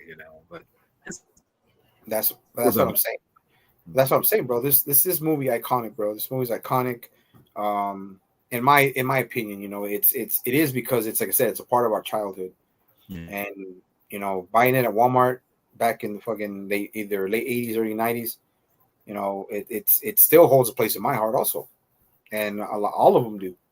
You wouldn't be a real Godzilla fan if you just say, "Oh, I'm not gonna like all of them." But it's you. I don't dislike or hate any of them. I just have favorites and least favorites, and that's it. Right. But oh yeah, dude. But it's an amazing movie, bro. And like I said, we did it. We finally did it. It took a while, but we finally did it, bro. But that just proves right there that sometimes it takes a little time for something to brew up and become what it is. And maybe that was the tail end of saying that this is the moment we had to do it. And thankfully we did. I'm glad we did it. Oh yeah, man, exactly, bro. And again, like I said, we'll see next year when what we can do in a year. I know you got other projects and stuff, and we got to get we got to get with film so we can do Cradle to the Grave and Yeah, we all definitely got, that. like I say, whenever he's available, we'll definitely get There's with him. plenty of other movies, man. Like there's plenty of Oh other no, stuff. there's plenty of other stuff. Because that's one thing I can say on, especially on mine and yours. It's like we got plenty to talk about, and there's always going to be room to breathe with that. And speaking of which, since we're coming up on that, do you have anything particular special coming up on your channel, as far as you know? Probably not. Just basic gameplay, man. True Savage. This new True Savage stuff. I still got some subs, which I'm grateful for. I got people subscribing, which is good. But honestly, me, I just do it I just do it for my own fun. And if people watch it, they like it. I'm glad they do it. Um, it's a great fun hobby, man. And that's all pretty much gameplay and whatever we got planned, whatever you got planned. That you keep me in the loop in. Just let me know. I have an open schedule. But so far, just gameplay, man. Just gameplay. I got to get back to Ninja Gaiden 4, man. I just didn't want to kill it all in one shot, bro, because I just got it like to a month ago, man. I didn't want to freaking, I didn't You want didn't to want to blow your load on that just so yeah, quickly. because I was just so into it, and I had to tell myself, "Holy shit, I'm already halfway through this motherfucker," so I gotta fucking chill, fuck out. Yeah. But then that, and then that's pretty much it, man. I mean, the new group, what you said, we have the new group chat, Yeah, I know about True that. Savage Gaming, True Savage Gaming, and in the Sci-Fi Society, we talk about everything, a little bit of everything. It's a much smaller group, but a lot of guys that I've known since for a long time that are also part of the Godzilla community. Yeah. We got Alberto back on there. I'm gonna see if I can get Needed. I'll ask Needed if he wants to get on. Yeah. Just keep it short and short, relaxed. Yeah, short, relaxed, and keeping stuff going. Whatever comes up, like what you said about, dude. That good part about, like I said, before we finished that part that you mentioned, that was it a reel from Instagram talking about what it's like now, what it's like for femme fatales in movies now. Yes, that one. Yes. That dude, I believe it. Like I agree. Like I agree, man. Like that shit. Why is it takes other people like that who are really not even truly into the movie business, and why can't they get people like that? Why can't they hire people like that? Why can't they train people like that? Why can't they get people that actually listen to the story and don't butcher it just because it's what they want? Yeah. You know what I'm saying? But that's pretty much it, bro. And whatever you got coming up, I'll let you know. I want to do some other movies that we'll get into. Fist of Fury with film. Get into some martial arts, and then get back to science fiction, and then another Godzilla one down the line next year. But it's like I said, bro. No rush, no rush at all. Just having fun, bro. That's all that matters. That's all it is, and that's all we should be doing it for fun, not for some, gain or anything like that. And I mean, if you're doing it for some other kind of reasoning when you do this, it's like you shouldn't be on here because you're doing it for the wrong reason. You should be doing this for like the enjoyment of it. That's the whole reason why I got a laptop, to do this kind of thing. Because like I say, dude, even though I'm my old mofo, I love doing this stuff. I love doing this stuff. And speaking of which, you may be an old mofo, but you're still sexual chocolate, bro. You just upgraded big time. That's all you did, bro. That's all you did. But as far as me, got something coming up. I've got something coming up this Friday where we mentioned Ultraman earlier, and this is going to be a very sensitive topic that I'm going to be discussing with me and Jake Hall. We're going to be discussing this movie called Hawaman, or it's actually called Hawaman versus the Seven Ultraman, but which makes no sense because they're working in tandem with him. But this movie is one of the most controversial kaiju tokusatsu films ever made. I mean, you think the prophecies of Notre Dame is controversial. You think that Godzilla versus King Ghidorah, the 91 film, is controversial. They hold no candle like this one. The one we're going to discuss is hella controversial. And when we discuss it, if you watch it, you'll find out why it's controversial like it is. So, and other than that, that'll actually wrap up this month for me. I mean, next month I'm gonna leave it kind of out the back burner sizzling. I'll let you find out what it is when I get there, But I got some things coming up. It's gonna be kind of tail end of the month. But anyway, little hints. Little hints, and when you find out what it is, it's like, oh man, I'll eat this up. It's like, yeah, you will. You'll enjoy it. Oh, and I was gonna mention too, man. Before we finally wrap it up, Record of Ragnarok season 3. Is that out already, or is it about to be out in December, bro? A few days. Oh, December. That's right. I forgot about that. That's right. Okay. So we'll see how that goes. Maybe it'll be a little epic. We don't know. The last one was wow. So it was fire. Yeah, just something. Yeah, and then like I said, there's other stuff coming up, man. That I told you about. Just to keep on the back burner too. The Last Samurai Standing, bro. Wow, dude. Yes, I got to look. Now you mentioned that before, and I heard about that from somebody else, and I was kind of like, damn, if they suggested that, I need to watch that. I was like, oh shit. I mean, that's telling me something right there, because it must mean that this film, this series has a lot more bite to it than just some random, whatever. And it's an anime, right? Too, right? Oh no, it's a live action. Oh, it's a live action. Okay, I see that. That makes it sweeter. I didn't know it was a live it's well, like I said, I'll just give little points. It's part of the Meiji era. It's got, little, for me, it's got little throwbacks to Samurai Showdown, a video game from SNK, then some of Seven Samurai, and a little bit of Rurouni Kenshin in it, and Last Samurai, and the Last Samurai, dude. So it's got a lot of that, in my opinion, a lot of that thrown in there. Okay. And it's good, dude. Like, it's really good. You gotta check it out. You're into like samurai stuff like I am, bro. Like, into samurai stuff like I am, dude. Fucking shit, dude.